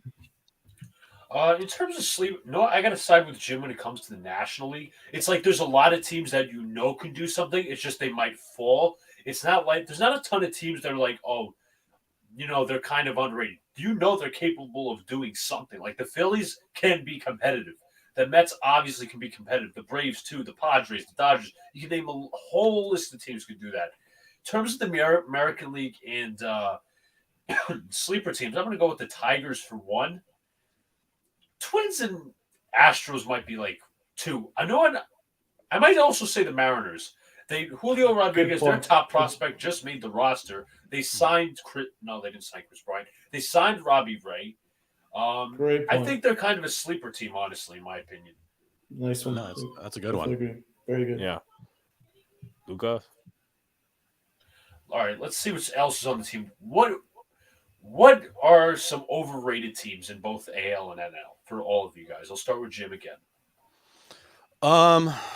In the AL, you're gonna love this one. I think the Red Sox are pretty overrated. I think that while they have good hitting and they got Trevor Story, I don't see it with Trevor Story. I know they paid a lot of money for him. He's gonna play second base now.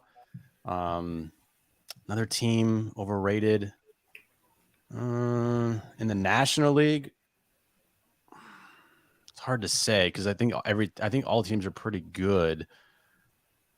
I mean, I have to say it sometimes. I think the Padres are kind of overrated at times. Like they are viewed as this team that's going to be in the postseason consistently, but they haven't been. So I think at times you can view the Padres as overrated for sure. Like for all the money they're spending, for what they've acquired, for all the moves they've made, they should win 95 games, but they haven't. And to me, that screams being overrated. Sometimes it sucks to say, but like in town here, we have the media that's the pom-pom, media, and I'm not going to be like that. I'm going to tell the truth. And that's sometimes the truth here is that they're a little overrated at times. Gary? I'm going to go 2 NL teams because I couldn't really figure out who I wanted to go AL, but it's both NL East. And to me, it's the Mets and the Phillies. And I know that it sounds bad to say that the Mets and Phillies are overrated, but the Phillies to me are going to have a monster lineup. They're built a lot like how like a 12 or 13-year-old would build a team if they were running like some franchise mode where it's, okay, well, who's the next best hitter we can bring on? Who's the next best hitter? The Phillies to me seem like the Angels of the NL, where they just have built this lineup where you can look at them on paper and say, who's going to stop these guys? But they really can't get any outs. They were statistically like the worst bullpen in the history of baseball last year. So you've got to make moves in order for me to believe in that side of the baseball. And I just haven't seen enough. I haven't seen enough from the Phillies to actually believe in what they've got going on, other than what they have going on offensively. But the Mets, they're just more volatile. Like in terms of what their roster is, their rotation, and I know we like Bassett, but we have DeGrom and Scherzer. These are age. Like first off, DeGrom is obviously the best pitcher in the game, but at this point he's injury prone. And with that type of stuff, I can't imagine that he's just going to get more healthy. And Scherzer is up there in age, so there's who's to say that Max Scherzer is going to be the same guy and be healthy throughout the entire year, give him 200 innings. So I can see the Mets season going more south than people expect. So I'm going to go with them. I'm going to add something a little. No, I kind of agree with you, Gary, when it comes to DeGrom and Scherzer. I feel like this is kind of more of a short-term team, and they kind of made a lot of noise rather than, making like a ton of – I mean, they did make a number of solid moves, but I think they're a short-term team. Right. Let me also mention Jacob DeGrom did announce that he was going to opt out after this season. What happens if the Mets don't re-sign him? That's going to be a big question mark. So I'm going to go to Donald next. It's the easy one for me. The Yankees are the most overrated team because if you look at all the baseball websites that got the Yankees in the top 5, I'm sorry, not for me. They've got one reliable starter, and they don't have a reliable center fielder who's going to get hurt, guaranteed very, very soon. Core of the Yankees lineup are in their 30s and injury prone. There's a whole bunch of questions there. We don't really have a closer that we trust in Chapman. We're overpaying him to be kind of a guy that's probably going to end up being a setup man. Ton of holes. And there's a quite odd way of putting together a roster where they've got a Gold Glove third baseman playing shortstop, Gold Glove second baseman on the bench. Those kind of issues as well kind of rubs me the wrong way. So, am I saying the Yankees are a bad team? No. Am I saying the Yankees will probably make the wild card? Yes. But overrated? Well, absolutely, because they're not a World Series team. There's not even a hope in hell of them making the World Series this year. So in that way, they are overrated. Now, what was I going to say? I do think the Mets could be overrated because they need to prove to me that they can't collapse mid-July after the trade deadline or whatever, because that's exactly what happened. They were running away with the division for a bit, and then the Braves made some moves and took over and eventually won the World Series. So, the Mets, everybody's going to say, the Mets are the Mets. That's true. But they have to, in order to be them for them to be taken seriously this year, they cannot collapse. So I can understand them being overrated. I can understand the Phillies also being overrated. I really don't see a team. I know Donald brought up the Yankees. Some people have the Yankees really high in the World Series odds. I don't really see an overrated team. Maybe people overrate the Rays, the Red Sox. Maybe that's true. But I don't really have any overrated teams. So I want you guys next to pick one World Series potential winner from the American League, one potential winner from the National League. I'm going to start with Jim again. Right. I would say in the National League, I hate it, but I hope they collapse again, the Dodgers or whatever. I mean, it's just hard to look at that team and not pick them for the World Series. I hate it, and I hate the Dodgers more than anything. But I will pick them. And then in the American League, I think Toronto has a good chance. Houston, maybe if Verlander's healthy. I'll go Toronto just because I think their lineup's crazy, and it matches up well. So Dodgers, Blue Jays World Series. Give me Blue Jays in 7 because I can't pick the Dodgers. Gary? I'll go Dodgers White Sox. And I just feel like the White Sox have been knocking on the door. They haven't got all the way, obviously. But I feel like Chicago's one of those teams that with experience, they can just get better from the guys who are currently already on the team. I feel like they can still make a World Series run. They've got enough pitching. They need to get healthy, though. I know, obviously, Lance Lynn just went down. That's just terrible. So I really don't know what's going to happen there. But Chicago is like really my one World Series team. The American League, for the most part, they're pretty thin. So it's kind of hard to predict. So either Toronto or them for sure. Donald? I agree with both Gary and Gemma. I think that the White Sox and Toronto are the class, the American League. Although I think Houston are certainly in the conversation. But if I was to choose one at the moment, it would be Toronto. And National League is the Dodgers. I think the Braves will certainly make things interesting because I think the Braves will go from strength to strength. But you can't overlook the Dodgers. They had an insane offseason. So at the moment, just in terms of rosters and power, It's kind of a no-brainer to go Toronto and the Dodgers. I'd give the World Series title to the Dodgers. I gotta agree with Donald. I'm going with the World Series for the Dodgers. I mean, I agree with Donald as well. The Jays and the White Sox are the class of the American League, along with the Astros, possibly. But for me, the White Sox and the Toronto, they can go. I think they're built to make a solid run, but I don't think they're meant to go all the way just yet. Gary Sheffield mentioned they got to gain experience, and eventually they will get that experience and become those contenders. So I think I'm going to wrap on this question. How about some Rookie of the Year candidates? Anybody looking at potential Rookie of the Year candidates? I know Spencer Torkelson is one. Julio Rodriguez, I mentioned for the Mariners, and there's also Bobby Witt Jr., who currently, I think, plays for the Kansas City Royals. Also, I think there's some notable players on the Rangers. But, Jim, Rookie of the Year candidates. He's a former Padre, and he's actually on the Mariners. He's going to be on the opening day roster. Matt Brash. This guy is a stud. If you just follow his pitching and you'll see highlights, it's like, wait, what? And the Padres traded him away. So I will say Matt Brash is my pick for American League Rookie of the Year. And then in the National League, I really do think that Mackenzie Gore is going to have a huge impact this year, and he's going to be called up, and he has potential to be Rookie of the Year in the National League as well. Might be a homer pick, but I'm doing it. It's all right. Gary?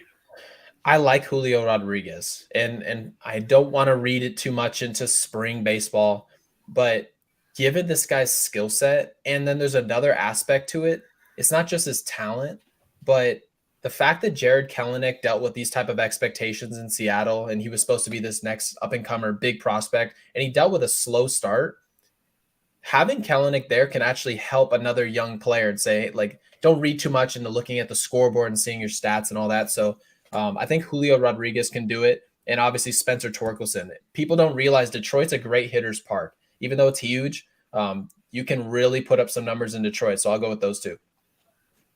Donald? I'm really excited to watch Spence. I'm also a big fan of Mackenzie Gore. I'm really excited to watch him pitch. The guy is somebody that I've had my eye on for the Yankees to acquire for a while. I can't have him. Of course not, but certainly a big fan of his. So I really hope that he kicks off, and I do think that Spence will have a big year in Detroit. I'm going to say Torkelson for myself and Rodriguez. I actually lied. I actually have one more question, then we can close it out. I know this might seem obvious to some, but how about Cy Young winners? So I'm going to start, I don't know. To me, Scherzer might just win one more, in my opinion, because DeGrom's not going to be healthy for about a portion of the year. For American League, I could see bias, Cole winning it if he really has an excellent year. I can't really think of any others come to mind with AL Cy Young, so I'm going to go to Jim. Well, the Cy Young winner last year, Robbie Ray, with the Mariners. That's true. He's pretty damn good. I know Kevin Gausman's now with the Toronto Blue Jays. Garrett Cole, obviously every year. Verlander, if he's healthy, that's tough. But, I mean, Justin Verlander's won how many Cy Youngs? And then in the National League, Walker Buehler, you have, I think, an underrated, or not underrated, but a guy that's really no one's talking about if he has a full season, Logan Webb of the Giants. He balled out in the postseason last year against the Dodgers. Carlos Rodon, who the Giants signed as well, I think is going to have a big year for them. Scherzer is another name as well, obviously. But, yeah, you don't see many pitchers pitch over 200 innings anymore. I think only 4 or 5 pitched over 200 innings last season, which is crazy. So it's going to come down to the advanced stats. And, I think Phillies pitcher, who's the pitcher for the Phillies that should have won the Cy Young last year over Corbin Burns? Wheeler? Zach Wheeler, yeah. I think he is another guy that should have won the Cy Young last year. that will be in the conversation as well. Sheff? I'm going to go with Garrett Cole just because of the spider tag stuff. I think he's someone who has something to prove, not just what we've seen in years past where it's just like same old Garrett Cole. He obviously has the talent, but the fact that he was written off because of spider tag, I can see a monster season. And then Luis Castillo is another guy. I know a lot of people thought he was going to be dealt. I do think he's still going to be traded this year and be put on a contender to pitch for a really good team. So I think it's actually going to make sense for him. He's going to win a lot of games. Could win Cy Young there. And Gaussman, as Jim said, he just developed a splitter, and I saw it on Pitching Ninja. It's nasty. So this guy actually has a chance. He's got stuff. I mean, he's been throwing hard since he played in Baltimore. So I can see that guy winning Cy Young as well. So there's obviously a lot of other candidates. Donald? And the National League, I'm going to go with Max Fried. He had a 5 WAR last year for the Braves, 14-7 record, 3.04 ERA, and he was lights out in the playoffs. Big fan of Max Fried, so he's going to be my National League pick. And American League pick is, I think that Robbie Ray really benefited from having a elite pitching coach last year that could really help him out. So I don't know if he's going to have exactly the same year now that he's in Seattle. So I'm going to give it to Garrett Cole. There's not really that much competition really for on the upper end for Cy Young candidates in the American League. So I think the National League have far better candidates. I love Scherzer. I think Scherzer's going to have an insane year for the Mets, but I'm going to give it to Fried. Alex? Yeah, Fried's a good candidate. I like Gaussman. I mean, obviously he had a good year last year with the Giants. For the National League, that's a tough one. I'll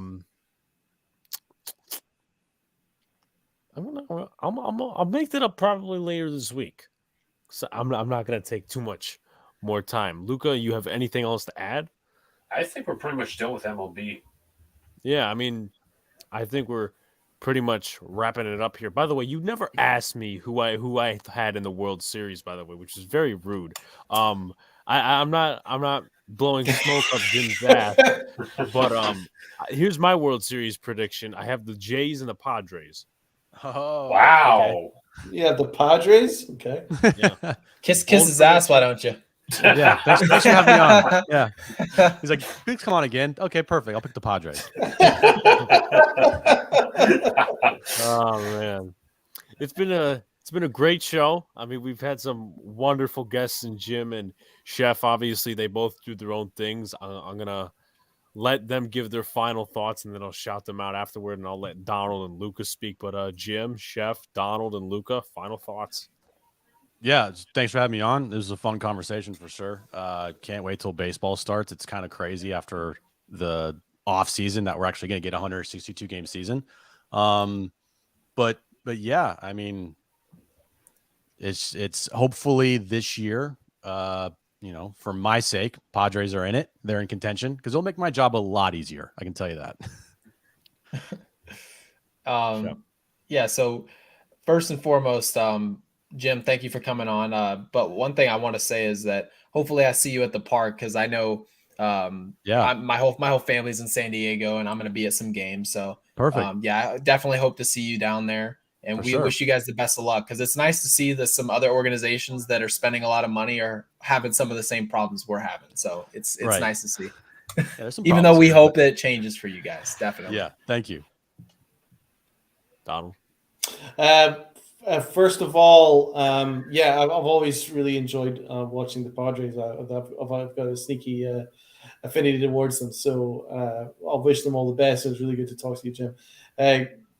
Gary, love your work on NYY News. I've always been watching your streams and stuff, so it's really cool to have you on, man.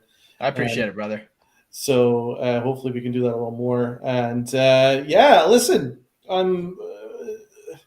I know I'm very negative on the Yankees, but we have fresh optimism starting this week, and we'll see how it goes. And my Prince Light Chronicles show got Pete Simonetti coming on, and I believe Luca, you're coming on. Yep, I'll be on tomorrow morning. That's going to be so this is going to be a fun show. Looking forward to that. Okay. Overall fun conversation regarding baseball, regarding the Yankees. I'd like to thank Jim for coming on. I also like to thank Sheff for coming on. a fun baseball conversation. As always, me and Alex and the buddy of mine will be at opening day, so I can't wait for that. If it doesn't get that's rained out. Yeah, hopefully it doesn't, but that's what the weather's calling for.